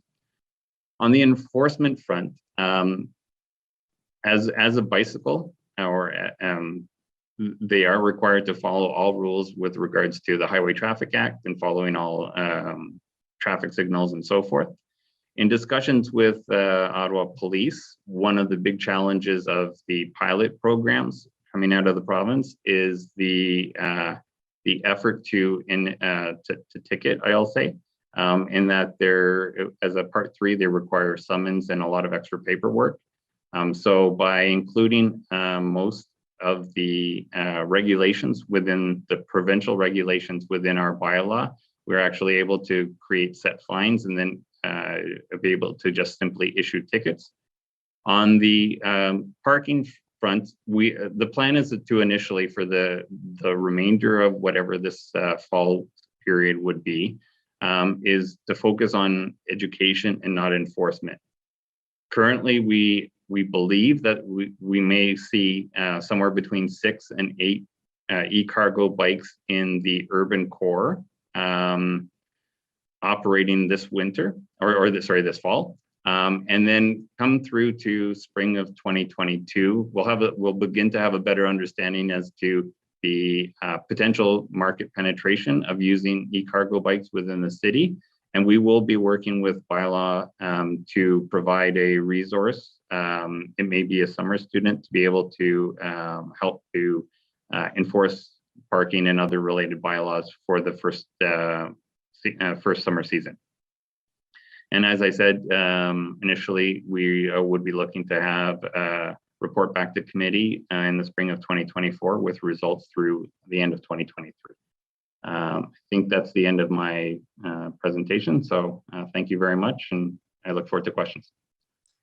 Great, thank you very much. As mentioned, we have delegations, so I'll get everyone to lower their hand, please, before we actually get to questions to staff. I do want to thank Omar for all the great stuff he's done. We do have, because it is a component, Councillor Luloff with the accessibility group. You do have a letter, I believe, that you wanted to read into the record before we get our delegation to speak. Thank you very much, Mr. Chair, and I appreciate the committee's time on this. I think it's important that the committee knows the recommendations that have been provided to staff from the Accessibility Advisory Committee. I'll read the 5 of them into the record. So, like e-scooters, e-cargo bikes emit some kind of noise to alert pedestrians to ensure consistency and predictability for blind pedestrians. This noise should be the same as the one being developed through the e-scooter stakeholder working group, and we appreciate staff's work on that. The city should work with retailers and sellers of personal e-cargo bikes to make sure people know how to properly park them in Ottawa. The city should require a response to complaints from businesses or bylaws appropriate within 15 to 20 minutes, as we have now with the e-bikes. 3.1, require that confirmation be issued once the complaint has been addressed. So a call, an email, or an SMS to the complainant based on the complainant's preference. To require the registration of personal e-cargo bikes with the city for easy tracking, and that there would be an accessibility imposed on e-rickshaw providers who do not offer services that are accessible to persons with disabilities. Really appreciate your allowance of that, Mr. Chair. Great, thanks for your work on that, Councillor Luloff. So at this point, Aaron, no stranger to our committees, and you know the drill. You have 5 minutes. The floor is yours, sir. Thank you, Chair. My name's Aaron Cunningham. I'm the president of Bike Ottawa, and I wanted to come out today to let you know that we're happy to see that steps are being taken to provide a framework that supports the use of e-cargo bikes on our streets. As the staff report for this issue suggests, cargo e-bikes have the potential to transform how people and goods move in our city, offering many people the opportunity to travel by non-motorized means, which will increase sustainability on our streets and make them more livable. And speaking from personal experience, a cargo bike has actually enabled me to transport my children over long distances when they were younger, and allows me to carry out the vast majority of my errands without using an automobile. Anecdotally, when I bought my cargo bike in 2015, I could identify pretty much everyone in my neighborhood who rode a cargo bike. And today we can see that it's become a much more common way to move around the city. And with the development of e-assist technology, as the survey and the staff report showed, the popularity is growing, and there's much more interest as it makes it easier for more people to use cargo bikes. And we can see that that's also transforming different areas like for couriers, with companies like FedEx and Purolator soon to hit our streets in cargo e-bikes. Given the great transformative potential of cargo e-bikes, I think it's imperative that we get the framework for their use on city streets right, so that we're actually encouraging more people to travel by this mode. The proposed bylaw addresses many of those issues, but I feel there's a few that remain in some instances that are, I think, probably unfortunately the result of the provincial framework that has been handed down that has some flaws built in itself. So I'll try to address a few of them here. The first thing that struck me looking at the proposed bylaws, it's unclear in the provisions in the bylaw actually have the net effect of prohibiting on-street parking for cargo e-bikes. As we've seen with the e-scooter pilot in the city, parking for mobility, micro-mobility devices can be a significant issue, particularly in the pedestrian realm. While allowing for a permit to use no parking and loading zones for 15 minutes will help provide flexibility, there's still a lot of places in the city where parking for bikes is at a premium, such as on Laurier Avenue West, for example, where the boulevard space is not big and it is already dominated by a lot of conventional bike parking, or where there's just gaps in the infrastructure still. As a micromobility mode, we should be prepared to make more space for parking that does not impact the pedestrian realm unduly. And that, in this instance, is also going to mean making sure that there's bike parking spaces that are suitable for larger, bulkier cargo bikes. We're also concerned that the proposed bylaw prohibits parking on pedestrian malls. While this seems a little counterintuitive, let's not forget that for many years there was a lot of discontent about, for example, on Spark Street, personal vehicles or large pickup trucks rather, being used by service people and couriers and the like, parking on the mall, and generally bringing down the experience on the mall for pedestrians. It strikes me that a cargo bike, while larger than a conventional bike, is actually much more compatible with this kind of setting. So if we actually want to have a more pleasant pedestrian experience in these kind of zones, I think actually that cargo e-bikes are probably the happy medium for allowing service calls and deliveries and the like during all hours without making an unpleasant pedestrian experience. And I think in particular, if the city focuses on providing some incentives for the logistics side, or support for the logistics side, and making sure that there is that capacity in the core, this could really be a viable alternative. One of the other things that struck me and that I think was touched on in the presentation was the weight thresholds for cargo e-bikes seem a little bit arbitrary, and I know that once again comes down from the province. I know, for example, that some of the commercial cargo e-bikes would actually be less than 55 kilograms, while there are personal ones, such as many of the ones pictured, that would exceed 55 kilograms. So I think that has the possibility to add some confusion, particularly on the personal use side, which we want to make sure is not a barrier for people beginning to use this mode. 30 seconds. Okay, so And finally, I think, and once again, as a result of the provincial rules, the bylaw potentially creates two different sets of rules for people on conventional bikes and those on cargo e-bikes. Under the proposed bylaw, cargo e-bikes would be compelled to use the reserved bike lane if available. This is not how conventional bikes are treated under the Highway Traffic Act. And likewise, e-bike users would be required to wear a helmet, which is also different from conventional bike usage.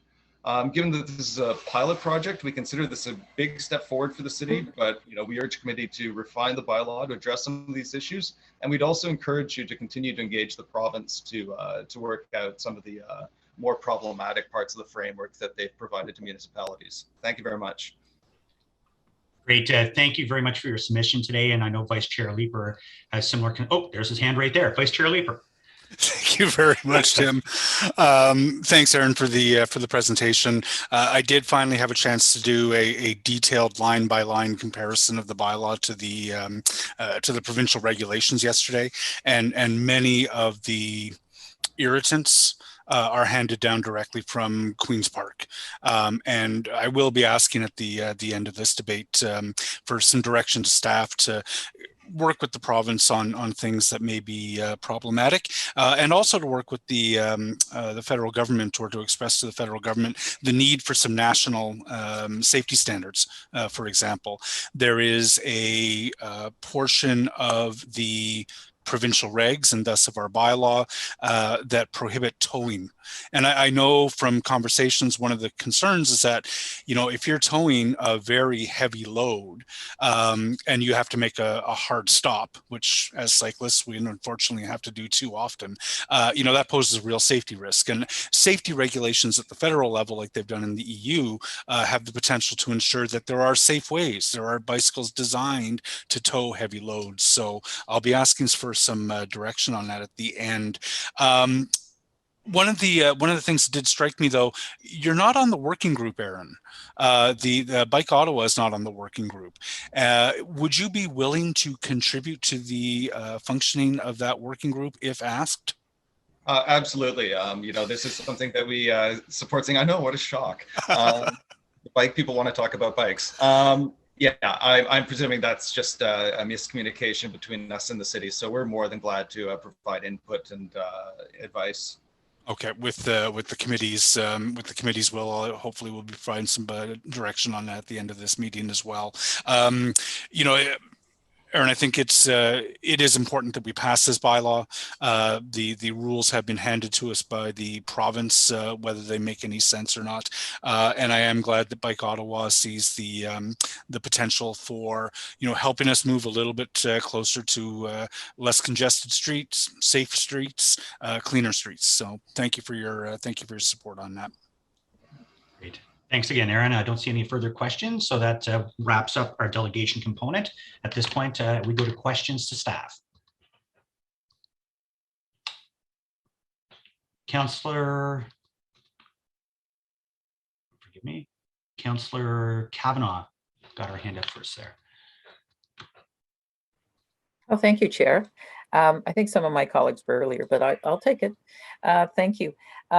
Now, I really appreciate this step forward, and I realize that what's been pointed out by Councillor Leeper about the fact that we're basically handed down something from the province and we have to work with it.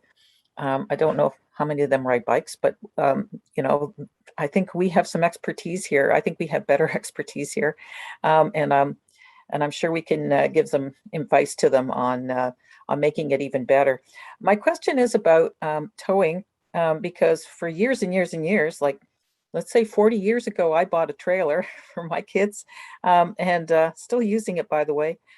I don't know where that fits in, because and I really appreciate, by the way, Aaron coming out today for Bike Ottawa. He's got great advice, and really great that he's an advocate for the bike community.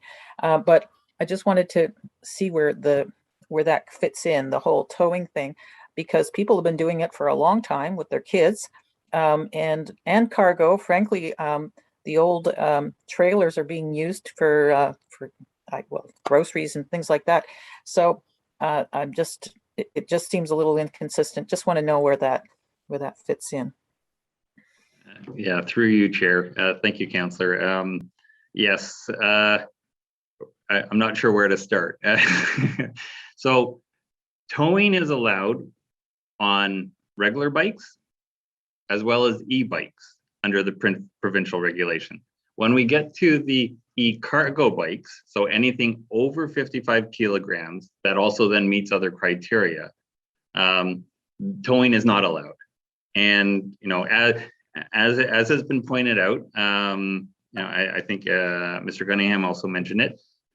There are some bikes that are 53 kilos. And if you remember the picture I showed, there are 53 kilos that look identical to the cargo bikes that are 57. And it's did you build it with steel or build it with aluminum? Did you do this? Did you do that? That throws, unfortunately, some individuals into having purchased a vehicle or an e-cargo bike that is now in that category. One of the other sort of complications is that industry is marketing and selling all of the bikes as cargo bikes, but under the provincial regulations, it's only certain ones, and only if you, for example, like I said, are over 55 kilos and meet the other rules. If you're under 55 kilos and meet the power requirements and the speed and other requirements, then you are considered an e-bike, and there are different rules for you. Such as wearing the helmet.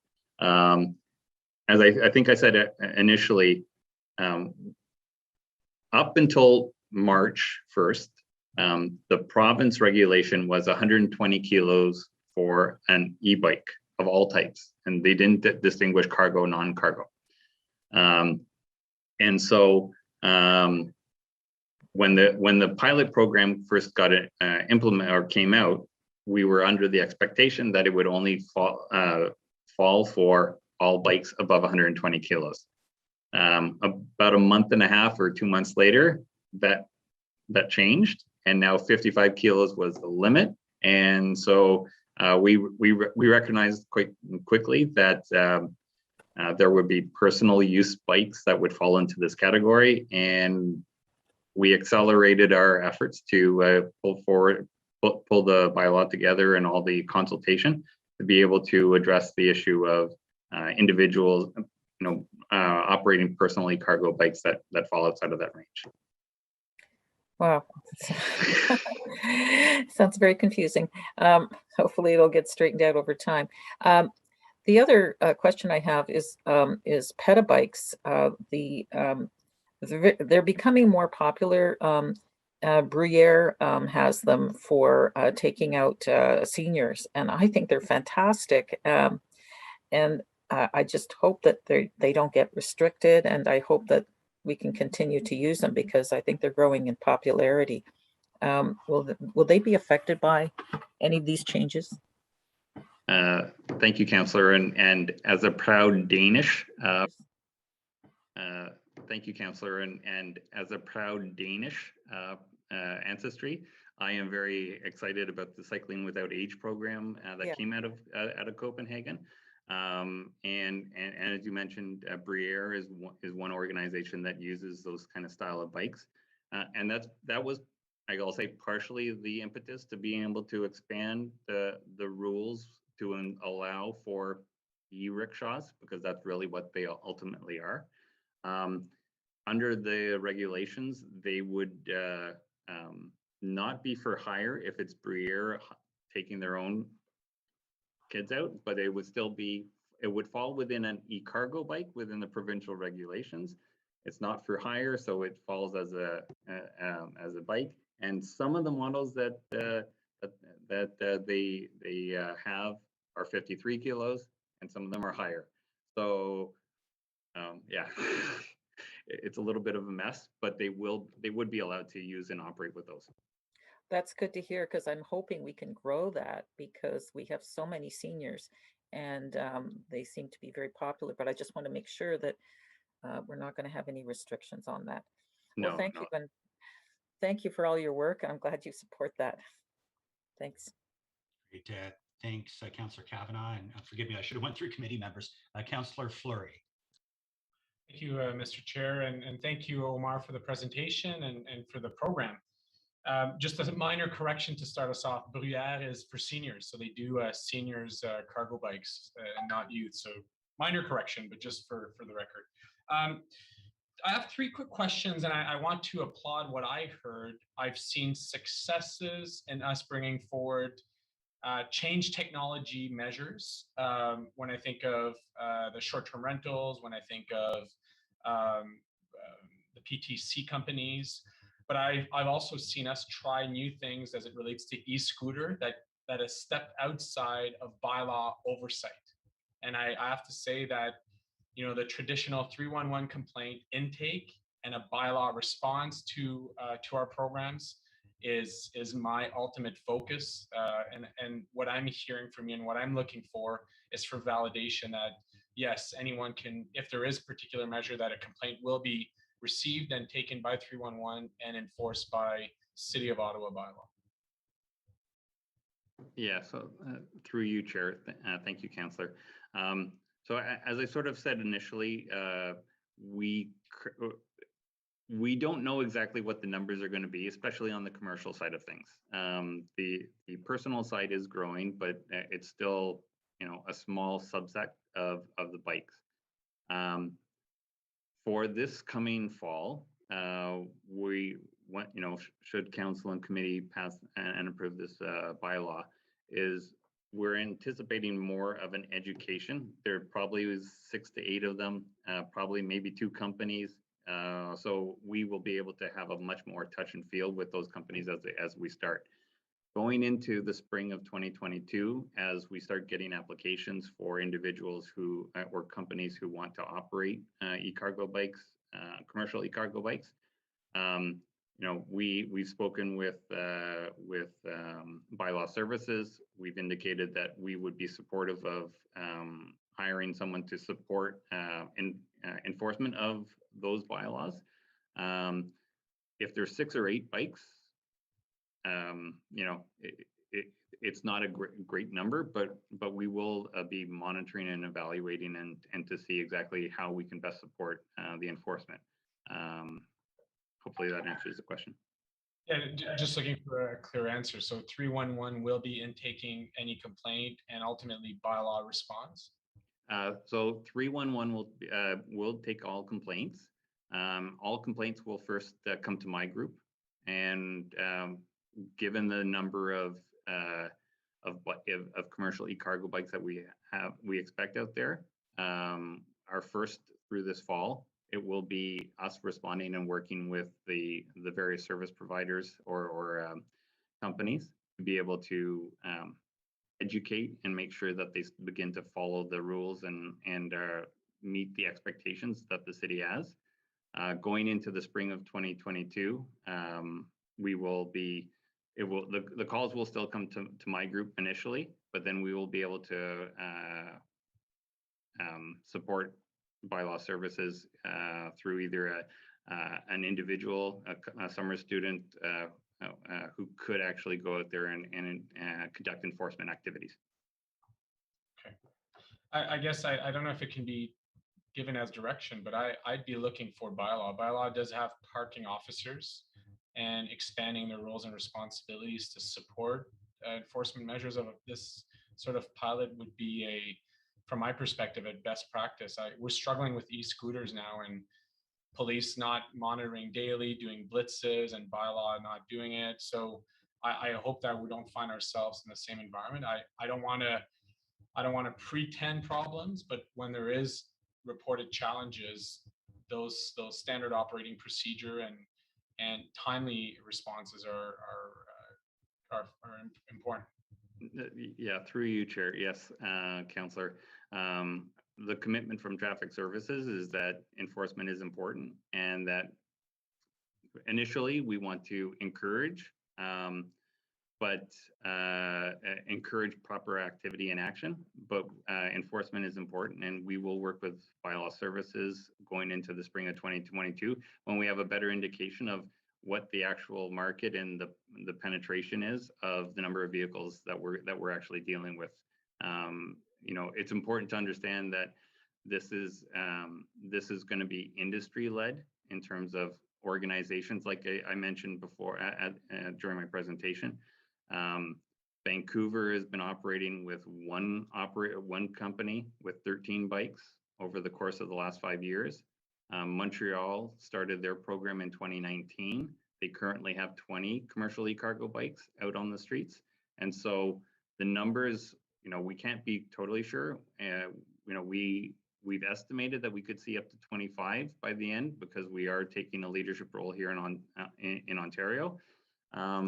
But to be totally honest, I cannot tell you the exact number we're going to have. It really depends. If we can show that there's value, and companies can see the value in switching towards an e-cargo bike mentality and use case, the numbers can grow. And that's certainly what we want to do, is we want to take trucks off the road and switch them over to these more eco-friendly, safer modes of transportation.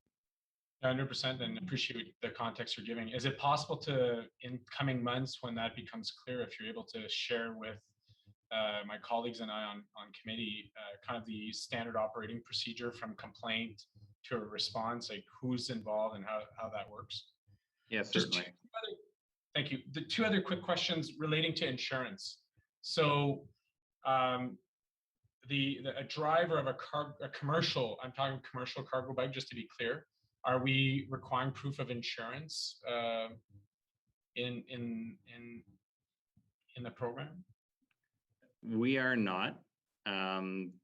Currently, that would fall under the, I have to remember the right word, I'll say the commercial general liability insurance of the company. That would be for any sort of injuries or accidents. All collisions must be reported to police as well. So, but there is currently no requirement for insurance specifically for the e-cargo bikes. Commercial. I'm worried about what that means, because if I'm a pedestrian and I'm hit and I need significantly, chiro, physio, whatever it is, I want that driver or that company to have a liability insurance, so then I'm covered. So why wouldn't we require it for the commercial cargo group?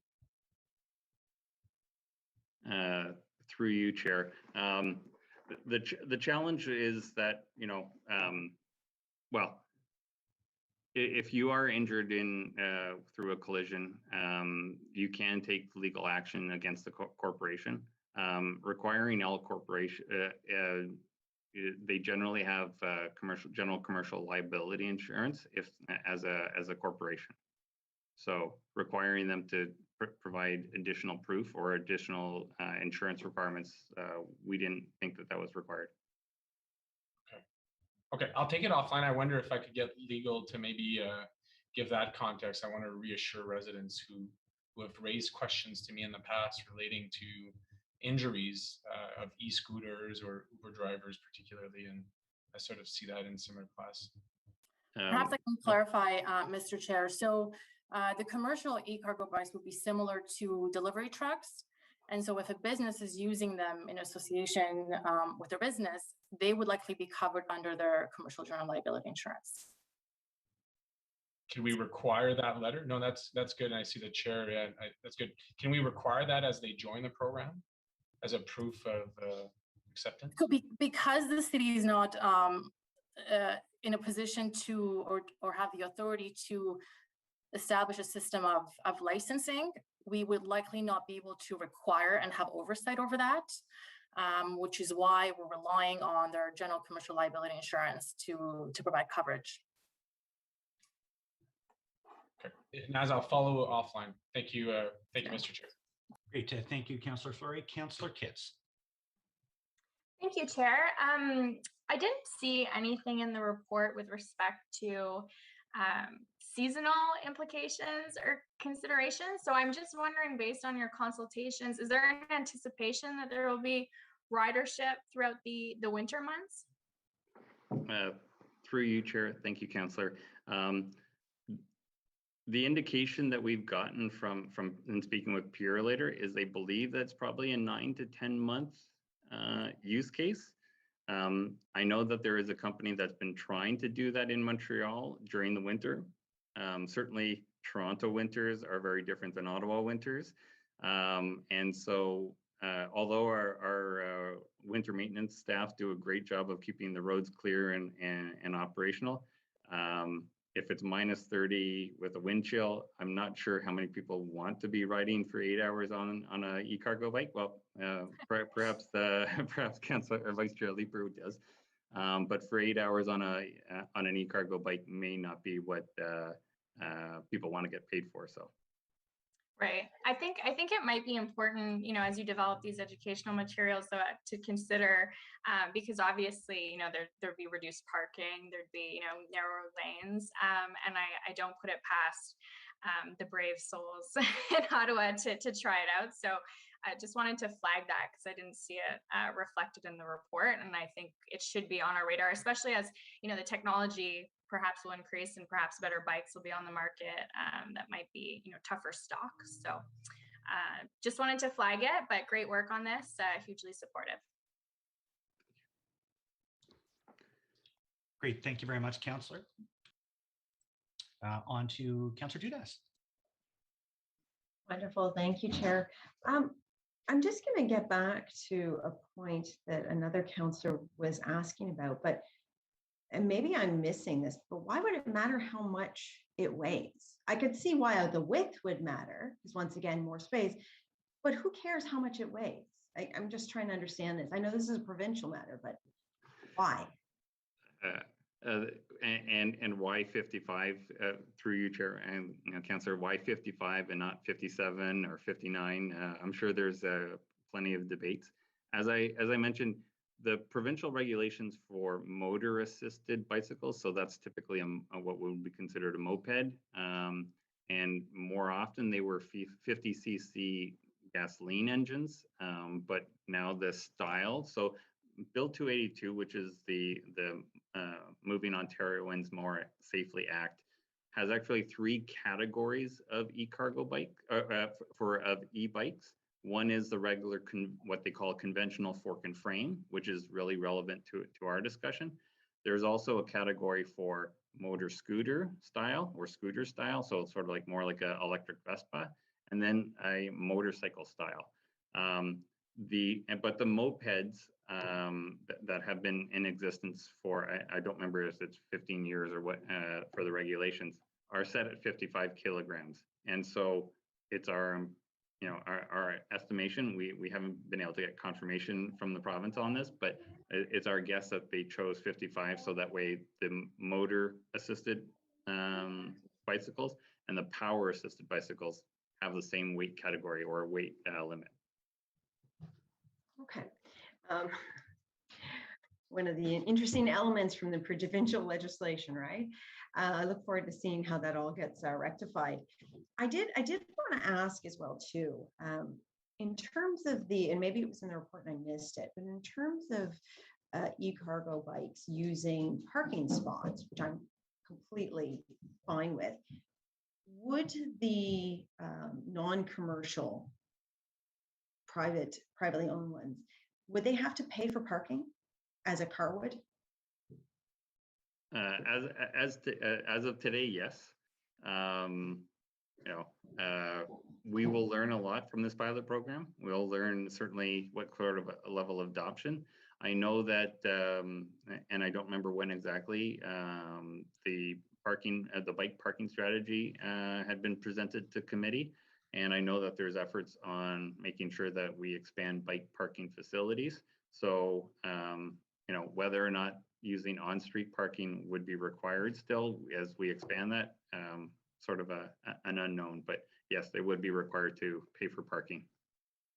Okay, so I would really like to know as the pilot goes forward, if staff could keep an eye on that, because personally, I would like to see the fees waived for e-cargo bikes to park, even if it is on the street, because once again, you can I drive a motorcycle and I park in the spot and they take up more room than I do. So I'm sure that we can find a way to encourage people to use active transportation methods and not charge them as a car would. So I'd really like to see if you can continue to focus in on that, so that when we come to the end of the results and recommendations, if we can consider waiving those fees for them to use parking spots that are meant for cars. The other thing I wanted to ask, and I know I'm kind of putting the cart before the horse on this one, because I know you mentioned it a couple later and a couple others are interested, but I'm really focusing in on the commercial aspect and the last mile delivery. I think it's a wonderful opportunity for us as a city to really focus in on providing multiple options for not just residents, but also commercial entities to help us achieve our climate goals, and to make sure we're really reducing those greenhouse gas emissions. So I noticed in the report that it noted that there is the cycling logistics centers that have been implemented in some jurisdictions. Because I was thinking about that, and once again, I don't know where the headquarters are currently of, say, Perlator or some of the other delivery entities. But would the city, or can the city, as you're looking at this pilot, also take into consideration if there is any land, and I assume in the core would be the best, maybe as part of the Byward Market redevelopment, but I'm just throwing that out there, where we could entertain having one of these logistics centers, of course, at the company's expense, but keeping some kind of concept land location in the back of our minds where this would be conducive.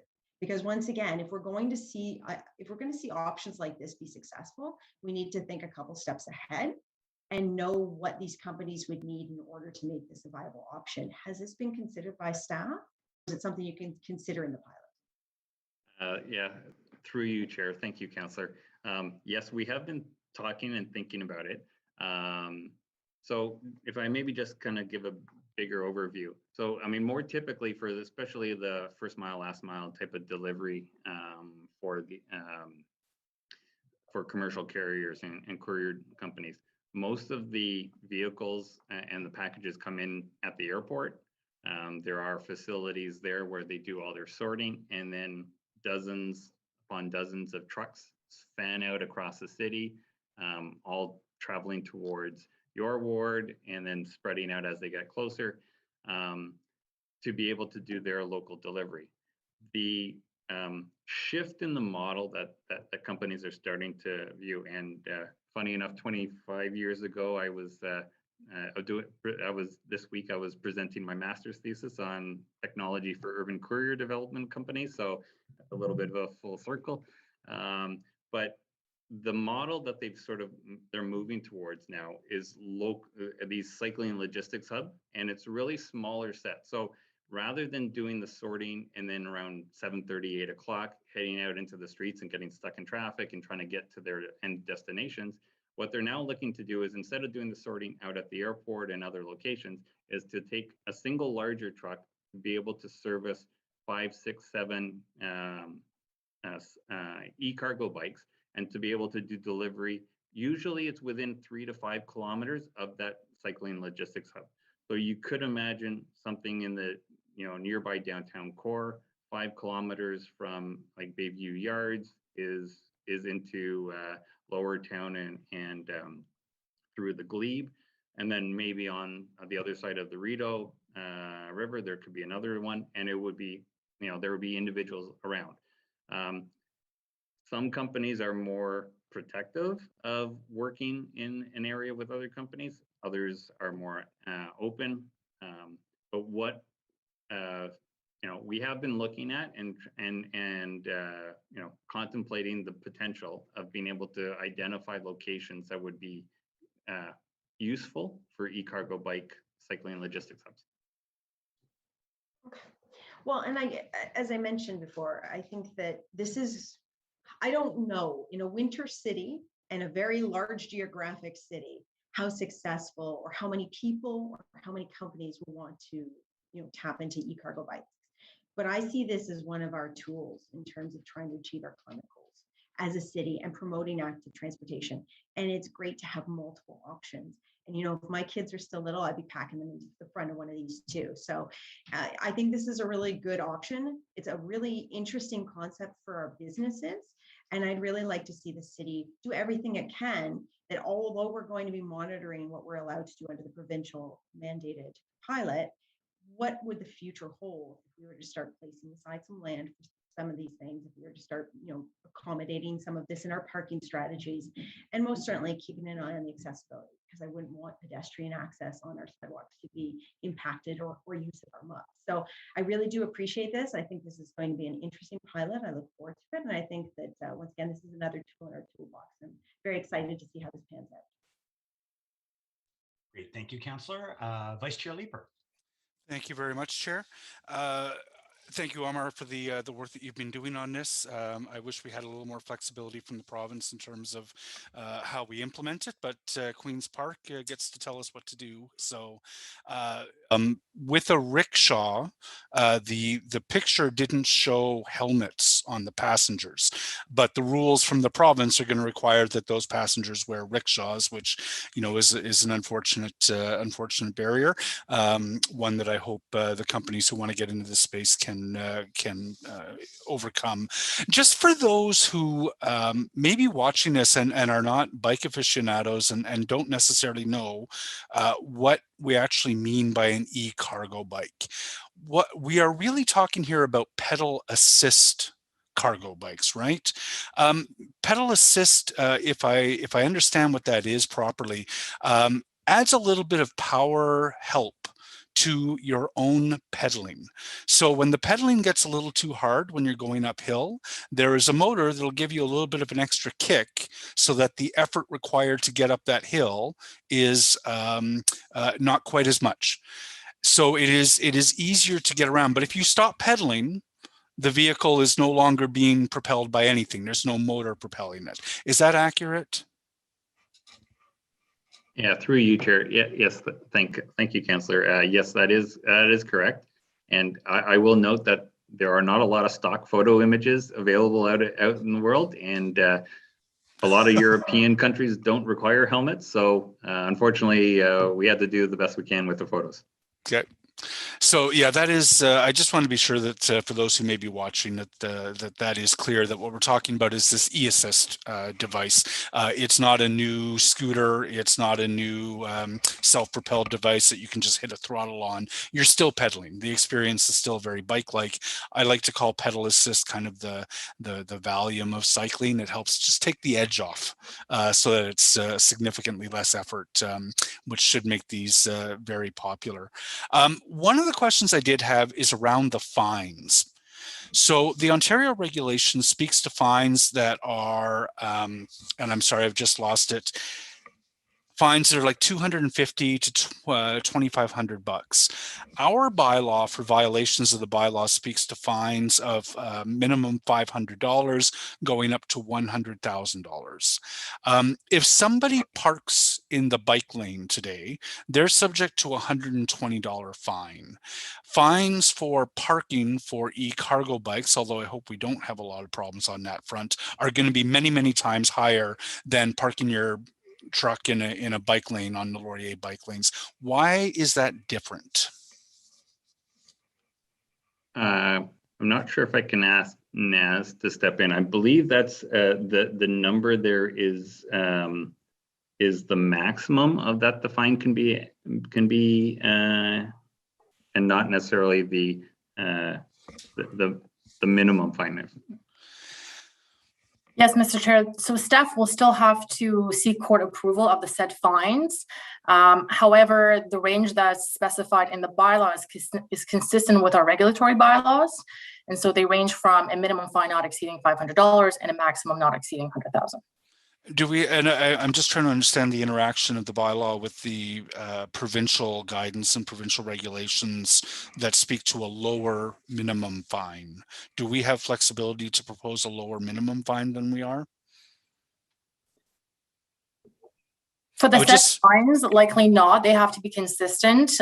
We went through the same process, Mr. Chair, with the e-scooter bylaw. And so our advice would be to keep it consistent. However, we can discuss further with staff in terms of the range of fines. Okay, I'll be interested in pursuing that before council. I would hate to see somebody who has parked thoughtlessly with their e-cargo bike while they're, picking up groceries, fined many times higher than somebody who parks, a truck in a bike lane. It seems that is counterintuitive. Thank you very much to Councillor Dudas for raising the micromobility hubs. Is there a discussion with the planning department? Are you having a letting them know what's coming up so that they can sort of think about it? Through you, Chair. Yes, Councillor. The Economic Development Group and planning have been involved pretty much from the start. And so they've been engaged, speaking with any curators, as I said, approach the city. And so they have been engaged to make sure that where any locations that curator may choose to implement a cycling logistics hub would fall within the proper zoning rules and so forth. And so, yes, they have been engaged and they are supportive of moving forward both on this as well as encouraging the cycling logistics hubs to be implemented around the city. I'll be interested in that zoning discussion. For example, a traditional Main Street, I'm guessing that a mobility hub would not be considered active frontage. So we'd be looking at locations that are not directly on the traditional Main Street, but in otherwise commercial or probably light industrial zones. So there's an interesting in otherwise commercial or probably light industrial zones. So there's an interesting discussion to be had as we go into the comprehensive zoning bylaw review. Bike Ottawa has expressed that it would be interested in contributing to the work of the working group. With the chair's willingness here, could I ask staff whether they are willing to take direction to include Bike Ottawa in its working group? If I could just step in through you, Chair. I believe we filled in the online form to request Bike Ottawa to attend our working group. It may have gotten lost in the shuffle. So yes, certainly we want all stakeholders, including bike users. So it was unfortunate just in timing wise that it didn't work out. But yes, we certainly very much encourage, and I'll reach out, or if Aaron has my contact information probably now, he'll be able to reach out to me and make sure I can keep in touch. Perfect. No, I do trust that was the original intent. So we'll correct that for sure. The other direction that I'm hoping you'll be willing to take is to work with councillors and Bike Ottawa to point out to the province some of the inconsistencies with how we expect cargo bikes to be used with the province. And then one of the hurdles that we also face is sort of the lack of a national standard for what e-cargo bikes are. And I would love to work with you, other councillors who are interested in the issue, as well as Bike Ottawa and other stakeholders, to sort of formally put our concerns with that on the table. Would you take it as direction to work with us on that? Through you, Chair, certainly, Councillor, welcome to do that. I know, just as a precursor, the province, when they initially rolled out their planned adjustments and so forth, transportation provided feedback, and the city provided feedback to the province. And then also when they rolled out changes to, or were planning changes to, the e-bike rules, those were also commented on. And I'm sure that NCC and has also provided comments to the province, but very welcome to do that. And as I sort of mentioned, I mean, one of the things that as a collective group of municipalities, we've all been in discussion, Toronto, Hamilton, London, and so forth, about the challenges that the rules have created for us.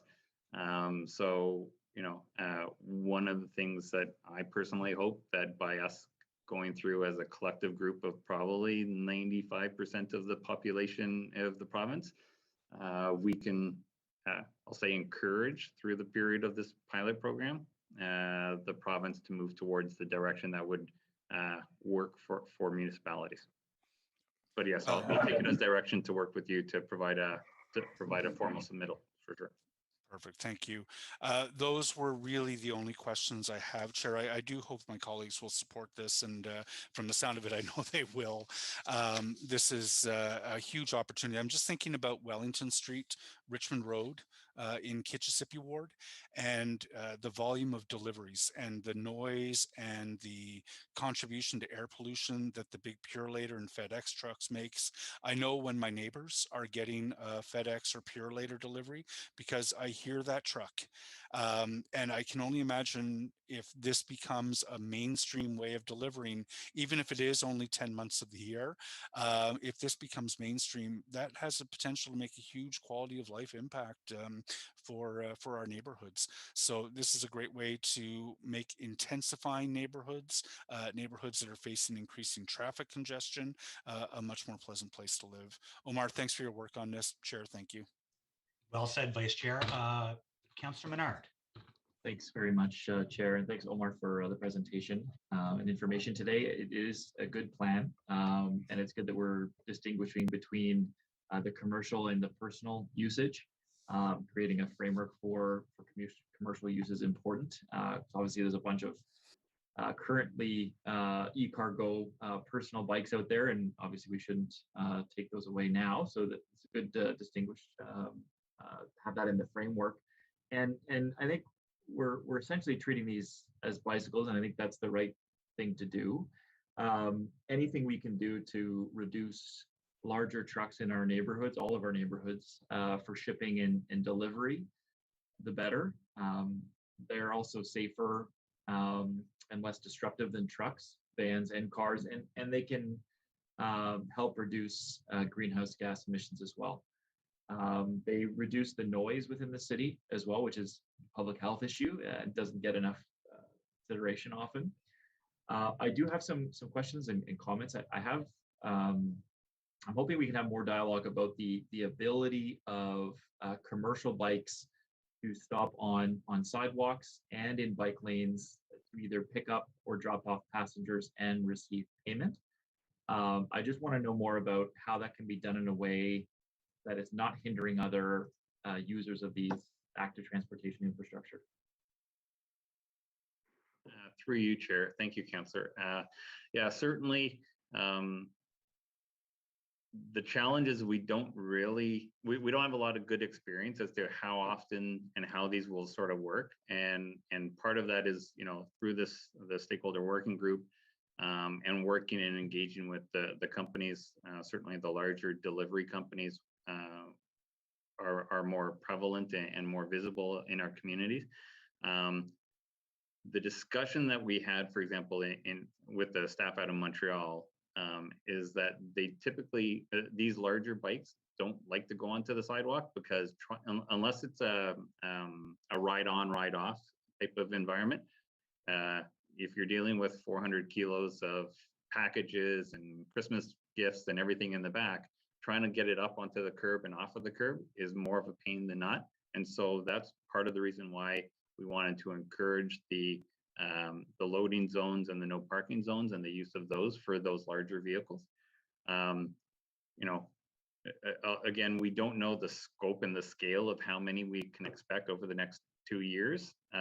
We have some estimates, but if it grows bigger and the problem becomes the problem of finding available parking locations increases, part of the thing that we want through the stakeholder working group is to be able to identify locations that would be supportive of industry who need to use those parking spaces, but also not infringe on cycling lanes, bike lane, and cycling. One of the benefits of e-bikes anyway, or a bike share program, is that there is winter operability for a lot of e-bikes. Whether you want to do it or not, that's another question, personal choice. But certainly they have operated, in the winter, and e-bikes are one of the benefits of them actually is that, or a bike share program is it's usually maintained by the lender or the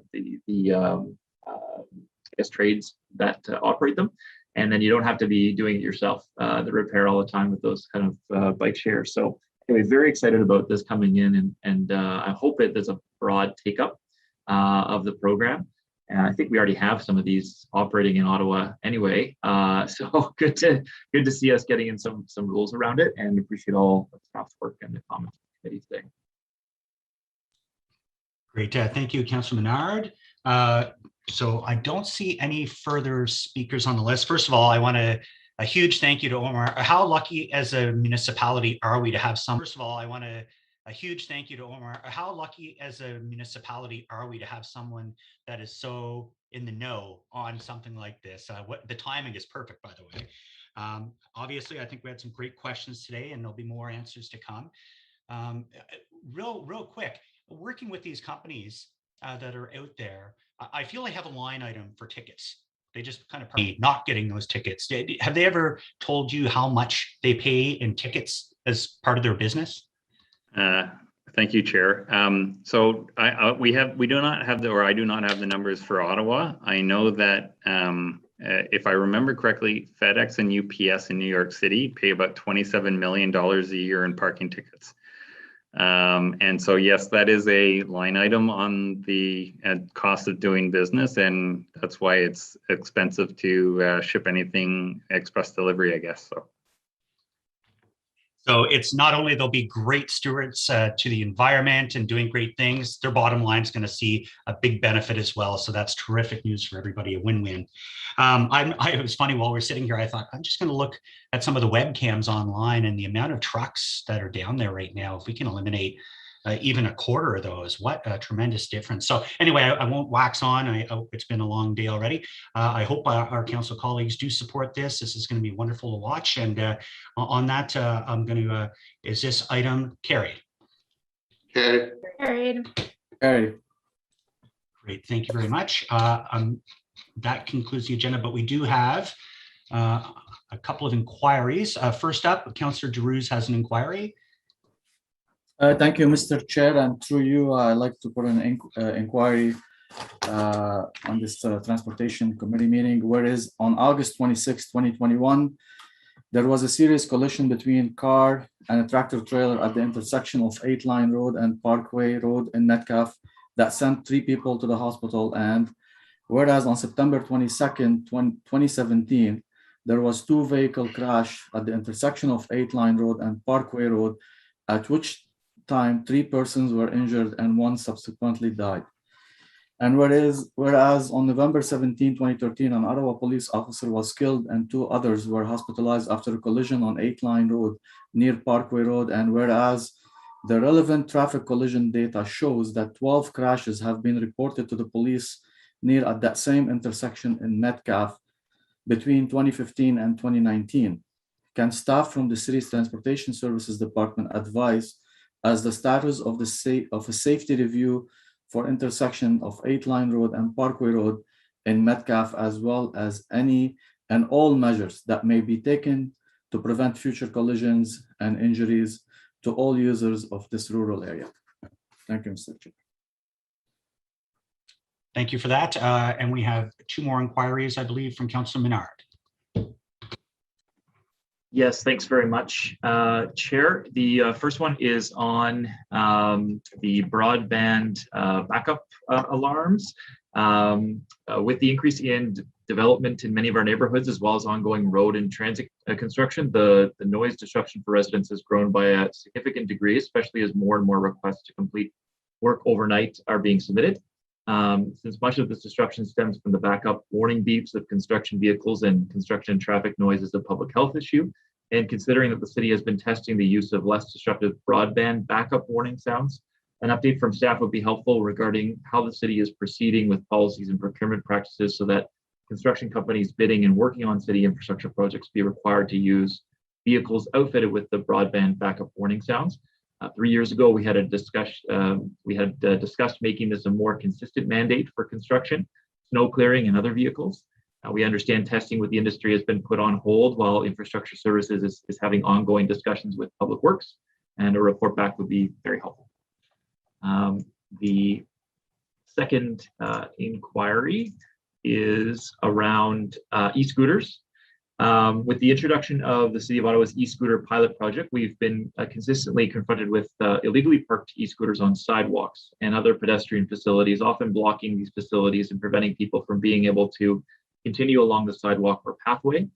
This is especially an issue for residents with mobility issues or who are unable to move the abandoned e-scooters from their path. This year, e-scooter providers have begun implementing no parking zones and geofencing off certain sidewalks in the city. These measures have had some impact, but have been limited effectiveness as residents still experience e-scooters blocking sidewalks and pathways and still come up upon e-scooters parked in the supposed no parking zones. So will staff consider the following measures and report back to committee with the findings in an attempt to find a more substantial solution to the e-scooter parking problem? One, require e-scooter providers to geofence all sidewalks and pedestrian facilities so that e-scooter rides cannot be terminated when an e-scooter is parked outside a designated parking zone. And two, require e-scooter providers to geofence all sidewalks and pathways in their service area that do not have appropriate parking zones or furniture areas. And three, require the City of Ottawa to provide parking spaces used by motor vehicles and e-scooter providers to establish dedicated e-scooter parking zones or docking stations that are not on sidewalks, pathways, or bicycle lanes, so that e-scooter trips can only be ended when the e-scooters return to the designated parking zone. And further, should city property be necessary for the creation of e-scooter parking zones, including but not limited to city right-of-way, on-street or off-street parking spaces, park space, boulevards, or other city property, develop an appropriate pricing framework associated with the use of city property to be paid for by the e-scooter providers. Thanks, Chair. Great, thank you for that. And just looking at the rest of the agenda, that is inquiries. We have no further business. Adjournment of the next meeting will take place Wednesday, October 6, 2021. Thank you all committee members for participating today.